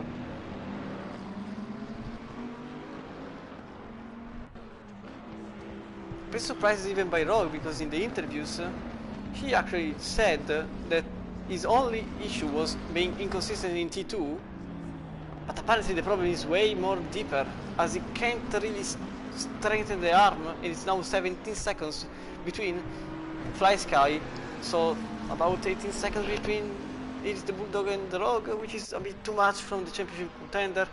Still a great race for him, but he had a championship in the hand. It will now be in the Ferrari driver's hands at the end of the day, if it will be over like this. It's only 20 minutes left of this hour-and-a-half race. This one has gone really quick. You can see the track getting covered in rubber and marbles. You can tell that these drivers do not want to go off the racing line and go too wide into certain corners, as they will lose so much traction and maybe spin out, which hopefully doesn't happen. You can see so much marbles you can see on the edge of the tracks, which is going to affect anyone that decides to go wide or makes a mistake, which will make the mistake 10 times worse. So McLaren starts to catch up on the Bentley going down. Hopefully they do catch up and we have a close battle in the last 20 minutes of the race, but I'm not sure that the McLaren will make a move. Flysky is actually the only contender for a position, I think, in the times. Not really. Arnold is actually trying to get a position. Oh no, wait, it's a GTV driver. Well, Arnold is actually 3 seconds behind Khalifa. Will he get that P2 that he wants so bad? That's my question. He's been chasing that for ages, and he wants more than just P3. The GT4, hopefully the GT4 does not get in the way of that McLaren, as it'll be fuming at him. You can see the size difference between these ones as well. The Porsche looks so tiny compared to the McLaren or the Bentleys. Bentleys are huge curb monsters. They eat all curbs. Oh, and he spins Oh, there is him. a spin in there. It is the Bulldog hands, and now he's got overtook The by. McLaren spins him. The McLaren spins Bulldog by giving him a little nudge, braking too late, or or the Bentley braking too much. I am not sure which one. I think the McLaren was just pushing way too hard, and the and Bulldog wasn't pushing enough. I'm not sure. He's This is opened up crazy. a path for Connor because he now sees that P3 is actually in contention. It is the Bulldog who will be more than angry. He will be more than furious. He's giving the position back. He's giving the position back. The McLaren is giving it back. He's slowing down a lot. Fair move from the McLaren driver, who now will let the Bentley driver goes ahead. But this means another thing. Look at here. He's been at. Look at him. He has been. He is The coming. Bentley driver. No, the Aston Martin. I'm looking at the Aston Martin driver. He is now coming because he is now, as the time says, 3 seconds behind the 99 car. And now the gap is even lower because the sector has passed by, and now Artie Connor is 2 seconds behind Fly Sky, with 2 seconds between the Bulldog, who is not no enough seconds, probably too many. And now to get the drive through! Now to get the drive through just now that he was about to get faced into P2 in the GT4 in the GT4 leaderboard. He's actually getting a drive through for track limits. 20 minutes to go in the end. He gets into the pit lane for a free ride into the 60 km/h joyride. The thing is, will there be enough space? I think he won't get overtaken. That's my thing. I'm not sure if he will, because the dude behind him is 54 seconds. And he's trying to extend that as much as he can before he has to come in. And try not to get in the way of the GT3 cars and get taken out by them.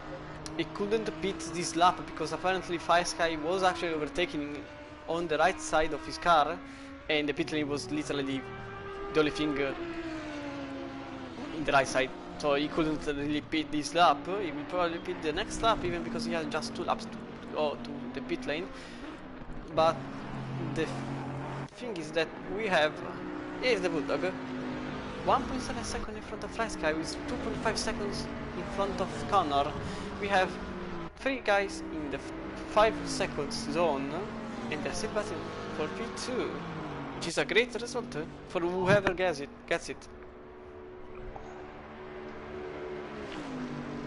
Yes, but it'll be a close battle, and I'm not sure if it'll go on for a while. And if the McLaren defends really well from that Aston Martin, it will be a Ferrari, Bentley, and a McLaren podium, which is a weird one to say the least. Considering it's the last race of the season and we have a break time now, I think, even if Flasca is gaining seconds basically, I want to say a bit of what has been told in the driver conference room, because we have Connor. Basically the question was, what was the most memorable moment in the championship? We have Connor that is described as his battle with Milden at Barcelona. It was a great battle, I have to say it. We have Floppy Fox, who puts Misano, as he said even in the briefing room, Misano is the best moment of his championship, and it has been a great win, that one. If I remember correctly, it was a win, and it was on, I'm sure it was on rain. Badgerman says that the podium, and I remember it, the podium on the rain in Misano was the great thing about his championship. It was his solely podium, and it was achieved in the Italian track in the torrential wet. We have Rogue that makes round 1 at it was oh shoot, I don't remember which one it was for a moment. I don't know why it's mentioned Barcelona, but I'm not sure. But round 1 was the best one for the current P5 placeholder. And we have Milden Can I make it on time? I can make it on McLaren time. does not make a move. So I They can are keep close speaking. together. They are 2/10 away. He is not close enough to make a move though. That's the thing. You can keep speaking. I will just speak over you when they get close enough. No, I have the TV cam on them, so I will know when I have to stop and shut down. We have Milden, who put Alton Park as his best moment, holding 2 faster cars for 22 minutes, and it has been a great defending story for him. And we have Camobabo qualifying P2 in Zandvoort. Currently, Fresca is very close to him. We had great battle towards the World Championship. Probably Fresca will put this race as its best moment, combined with Misano, because also Misano was a great result for the McLaren driver, the 99. It was, if I remember correctly, it was a P2 in the end, I'm not sure. And Fresca is now contending a P2 in the GT3 standings, and a P2 overall, because it's the faster class, obviously. And, well, it has been a magnificent season. We had battle all the way from start to finish. The double grid made the battle more interesting, even because it was double the fighting and double the championship. We have actually a battle going on here. Yes, it's Milden. It's Milden who had a spin initially. He also said in the briefing room that his main struggle are the slow turns, and instead he actually made it through, because we remember the spin he had on the initial phase of the race in the last turn, which is a very slow corner. It's probably the slowest corner of the entire track. You see, it's a sort of ugly hairpin in there. I really don't like the pace of the track. And we have Milden now just behind, sitting behind the McLaren. The 998 currently defending his 6th position from the ERT guy, who I remember ERT is actually supporting this league.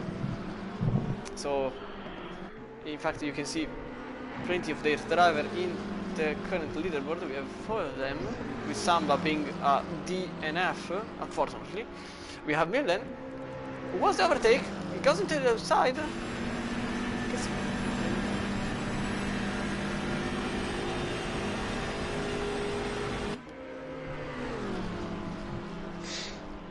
These guys are starting to separate out. The Connor and Fly and Bulldog are starting to separate Milden out. on the outside. What a move from the BMW driver. Incredible move from the outside. Same way as Connors did, but on a BMW, who is also an underdog car. So it's the revenge of the underdog cars towards the great cars. McLaren and Audi has ever been the great car to run into racetracks, and they've been overtaken by underdog cars. And Milden gets into P6, so great work for the ERT guy. And currently Fly Sky is 1.8 with O'Connor. As you were saying, he's actually getting some track being eaten, as he managed to pull out a gap of 1.6 starting from 2.6. And nice maze magic apparently, because Ferris is slowly gaining and Connor is not slowly. It's actually quickly gaining as the night approaches. And we have now 15 degrees. We have started from 33 into daytime, and we are now into nighttime. This track is phenomenally good in nighttime. In my opinion, it's better in the night than it is in the day, as you don't see the environment with just asphalt and tarmac. Yeah. Okay, I think it's pretty clear that I don't like this track, but I should effectively be objective, but I honestly, sometimes I cannot. Sorry. Yeah, I think you'd like Monza more, wouldn't you? No. You enjoy Actually, Monza? no. I'll be honest, I don't like Monza. I'm the first Italian in history to say something like this. But Monza is not... It's a great racetrack to watch, but I feel it is boring. It is a boring track to drive. Yes, it's... The good thing about Ricard is it has turns. You have to put effort. In Monza, just go straight. It's fun to watch because Obviously, you get a lot of overtakes because people constantly overtake because it's just a long straight lines. I know that Monza is great, Dexter. I know, but I just don't like to race it there. I like to watch it. It's very good to have it a show there. But I feel it is boring if you are in the wrong spot. And Connor is spinning up half of the gap he made. Is now 0.8 seconds from 1.6 in a single lap. Once it was 2.6 3 laps ago, it's now less than a second in a single time of 3 laps. And now he's now trying to get an overtake on the McLaren driver, and then it will be the time for the Bulldog, because he is gaining the same time to the Bentley in front. Oh, even more apparently. He made 4 tenths more because he's now 1.4. The McLaren is now 1.4 from the Bulldog, which was 1.8 at the start of the lap. Got only 10 minutes left. Only 9 minutes left. That's the thing. Will he be able to get past Fly and Bulldog in under 9 minutes? And without burning all of his fuel, if he has any remaining. And the GT4 might get in the way of Connor. But no, it just slows down Fly more instead of slowing down Connor. Connor is on a mission, trying to get past these guys. Trying to get onto the podium. He wants that podium so bad. Fresca goes wide! Fresca goes on the yellow sausage curve, and Connor goes into the outside. We will get into the onboard camera. This one here is great. We look at the ultraviolet lights. This means it's night time for sure. Connor sticks to the outside with the McLaren protecting the inside, and Connor wants to switchback move into turn 3. Flashes his lights.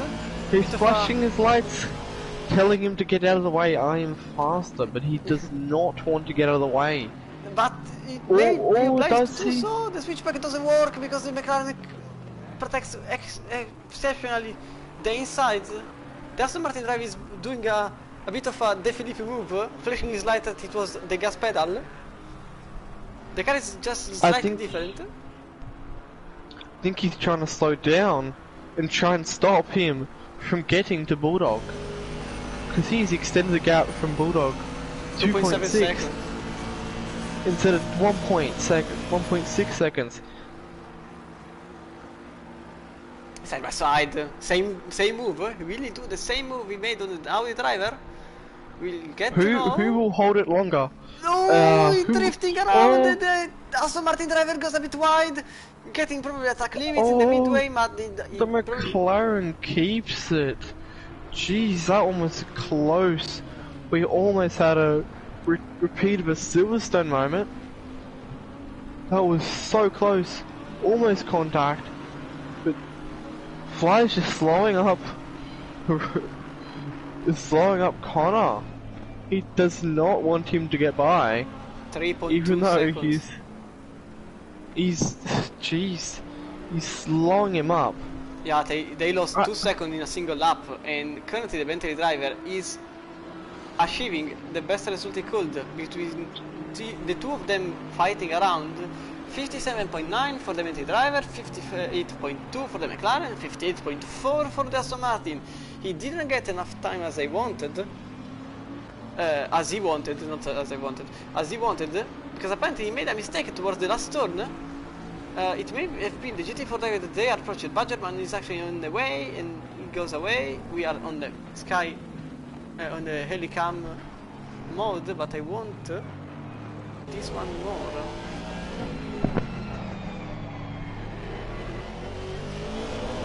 We've just got 5 minutes. The question is, will Fly hold it? Connor actually lost the car on the curb. He just lost the rear of the car. We have seen it in the onboard camera, and it was a very, very cautious moment for the orange car driver, who has now to achieve the same gap he achieved in the past laps. Currently, here is the Bulldog is going down, and I think it may be the time for saying that it is the Bulldog may have an issue. 2.4 seconds, and it was 3 seconds at the start of the lap, and nothing has appeared in the meantime. So it may be something is happening at the tires or something else, because he is losing time just out of nowhere. It may be the time. It may be the time for the the Bentley driver to face the two of them. Maybe not battling anymore. Maybe they can collaborate and cooperate to get the same achievable result. 57.9 for the Bentley driver, 57.4, 57.6. They actually gained 6 tenths of a second on the Bentley driver. The Fly Sky is actually on a run, and with this pace, he will get him in not enough laps, because he needs 4 laps, and there are 4 minutes left. There are 3 laps to go. I'm pretty sure about it. There are 3 laps to go. As Floppy Fox, who, sorry, I didn't put you on screen TV for more than 20 seconds, but you're just on another track. You're currently doing round 9 of the championship, and it's 1.1 seconds. Fly Sky 1.1 second to Iris the Bulldog, who was 2.4 seconds at the beginning of the lap. I think there is a problem in the fuel, as he may have put not enough fuel to get to the end of the race, as he lost 1.4 seconds in just the span of a single sector. And it is too much for a back market. It is way too much, and I don't believe it. I don't believe it. He's probably underfueled, because he stopped for another fuel pit stop as well. No, he stopped for a fuel pit stop before, didn't he? No. It's Camo. Oh, Camo did, yeah. The thing is, he might be chewing through all his fuel, because I remember driving the Bentley. Those things loved the fuel. No. They chewed the through Bentley, fuel no, it's so the much. opposite. The Bentley is actually astonishing. Yeah, it's I remember, like, I swear they chewed through fuel so much.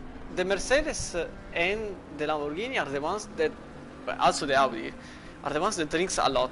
The Bentley is so picked up even because of its fuel, well, save fuel, and apparently, okay that the Bentley saves fuel, but maybe Bulldog put not enough fuel.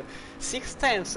Now the gap between the Bulldog and Fly Sky is less than the one from Fly Sky and Connor. It means P2 is way closer than I thought it would have been.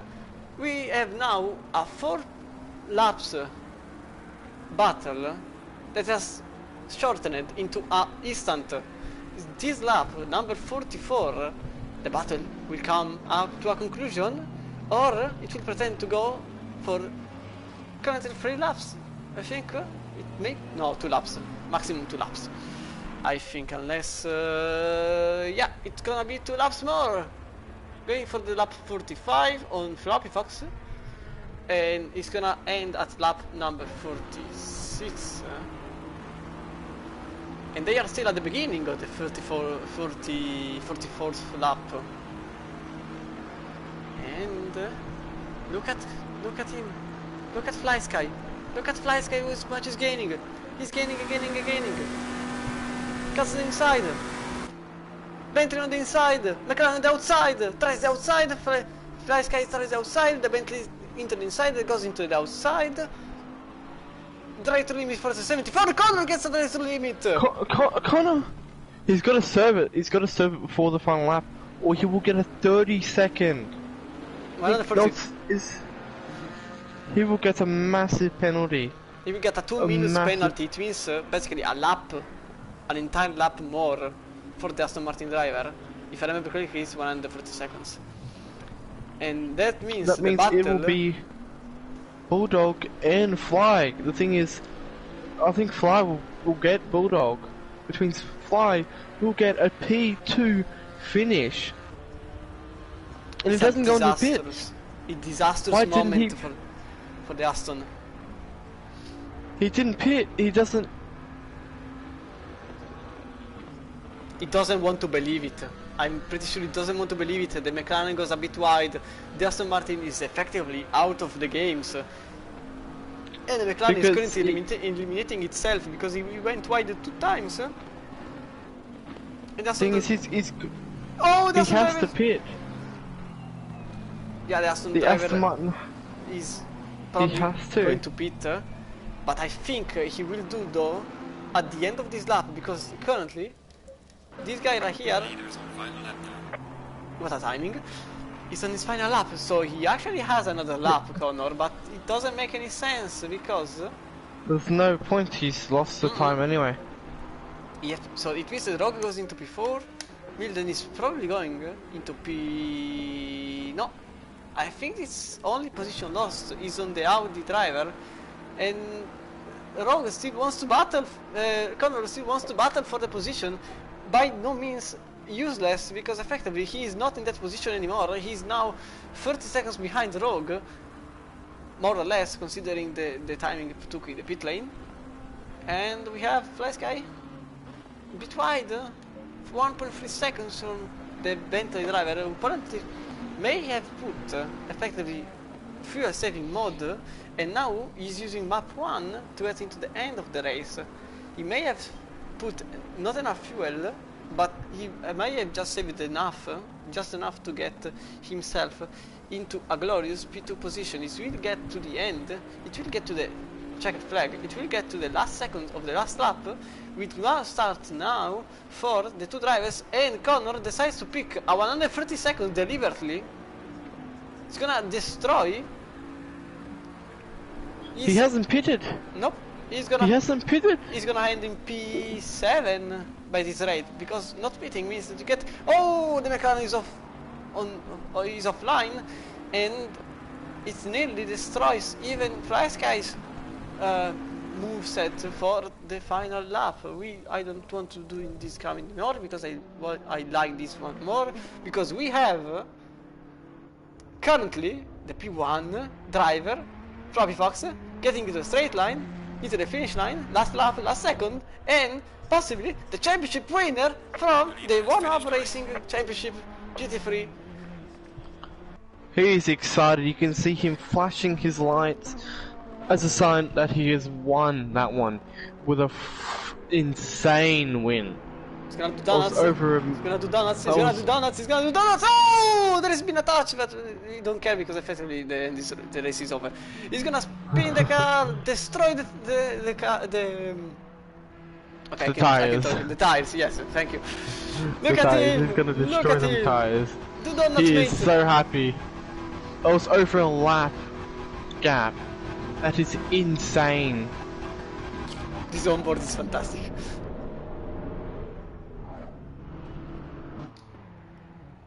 Great stuff from the Ferrari driver, but we do have a battle going on here, as the Aston Martin driver didn't stop, as you remember. We have oh wait, the Aston Martin is actually trying to overtake the McLaren driver for no reason whatsoever, because he has a drive-through, destroying effectively any single hope the McLaren driver had, relegating him in P3 and putting Chris the Bulldog in P2 effectively. So Fly Sky will get P3, Connor will get probably P7. I suspect so. It's a 30 second, not a 130 second, sorry. So you were right. And they will end the race in possibly P... Was Rogue? Yeah, P5. Rogue takes it, yeah. P5.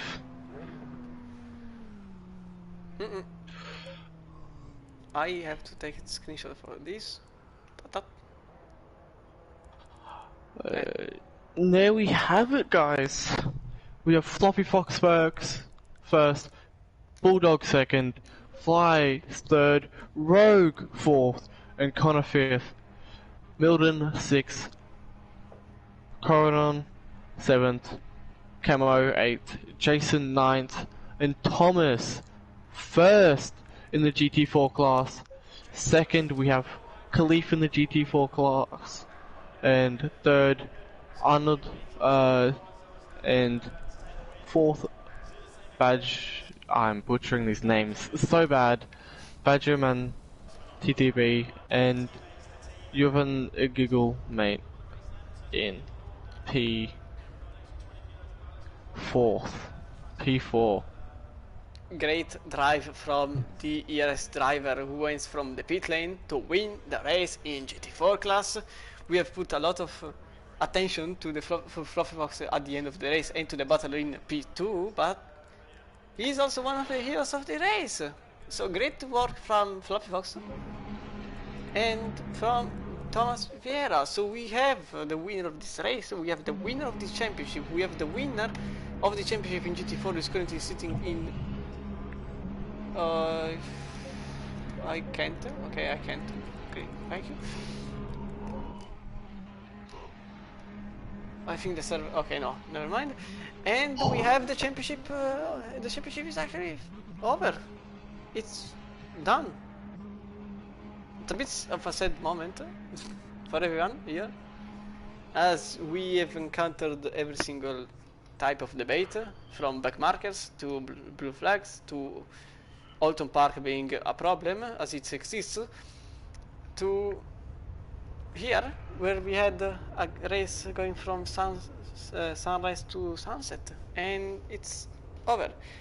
I want to thank obviously our sponsors. So we have SimGrid powering the league, and obviously we have the league being made from the SimGrid website.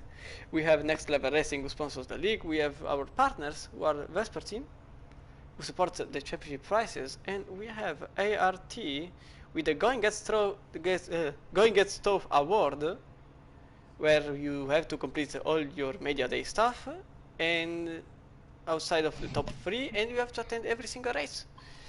So good, well, great race from every single one of the drivers. Green line, go, go, go. It's been a phenomenal championship, and I'm pretty sure if I have any confirmation from the stewards, if effectively Floppy Focus is the winner, I think so. I just want a yes to be safe, to not have said something horrific. Which I'm usually the main protagonist of horrific situations. And that's it. Well, what do you want to say, Mr. Skippy Kind Australian man? Australian man. That was a really close one. Surprisingly, really close. Dex did an amazing job after starting from the pit lane, getting spun, and then coming back to win it. Fighting back through the field, and then we had Floppy just absolutely taking it away from the start. Over a lap ahead of everyone after that race was done, which is insane compared to everyone else. Very close battles as well, even though Floppy ran away with it.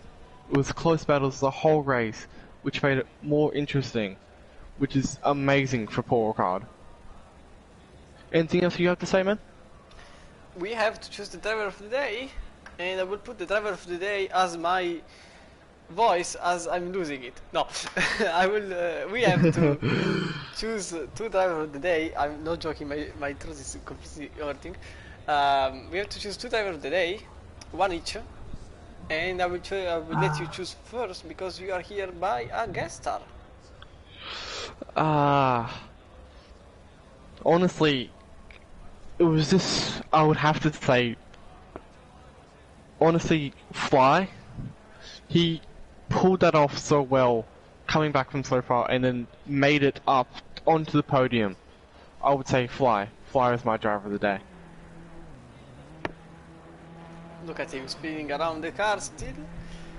And I will put Fly Sky as the driver of the day because he was so close to getting a P2. I did Fly as my driver of the day, man.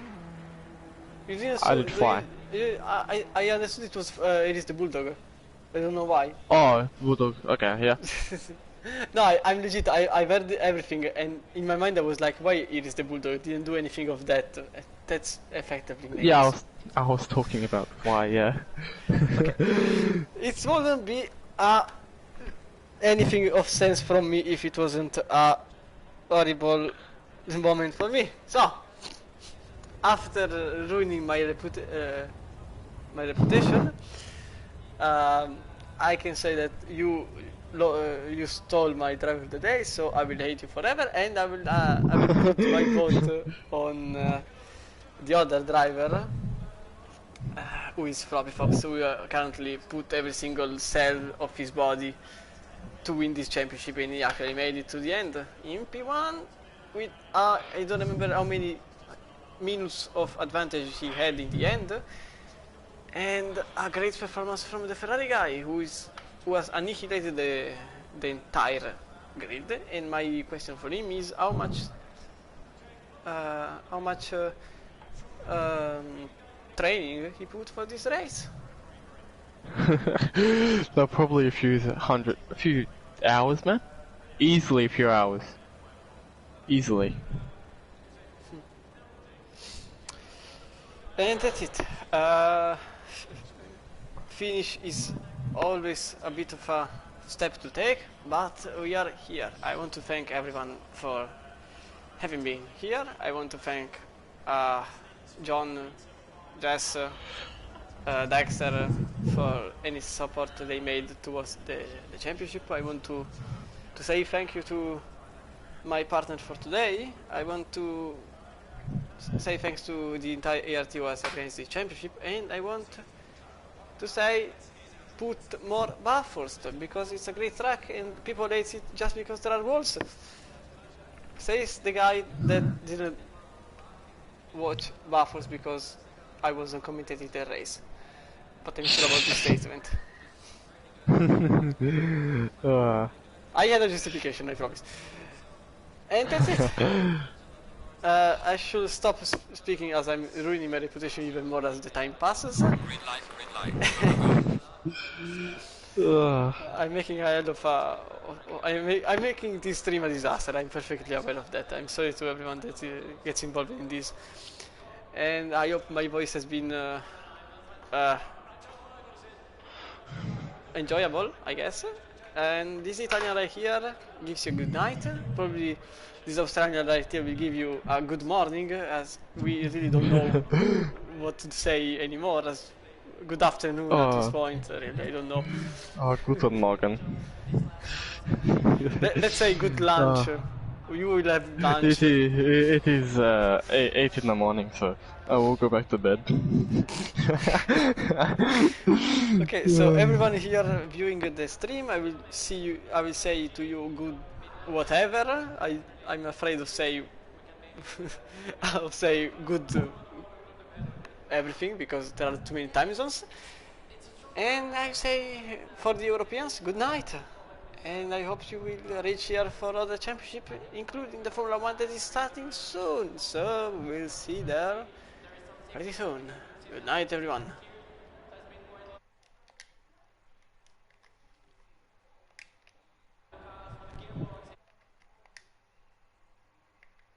Wait, I forgot how to stop this, the broadcast. Wait. It's embarrassing at the moment.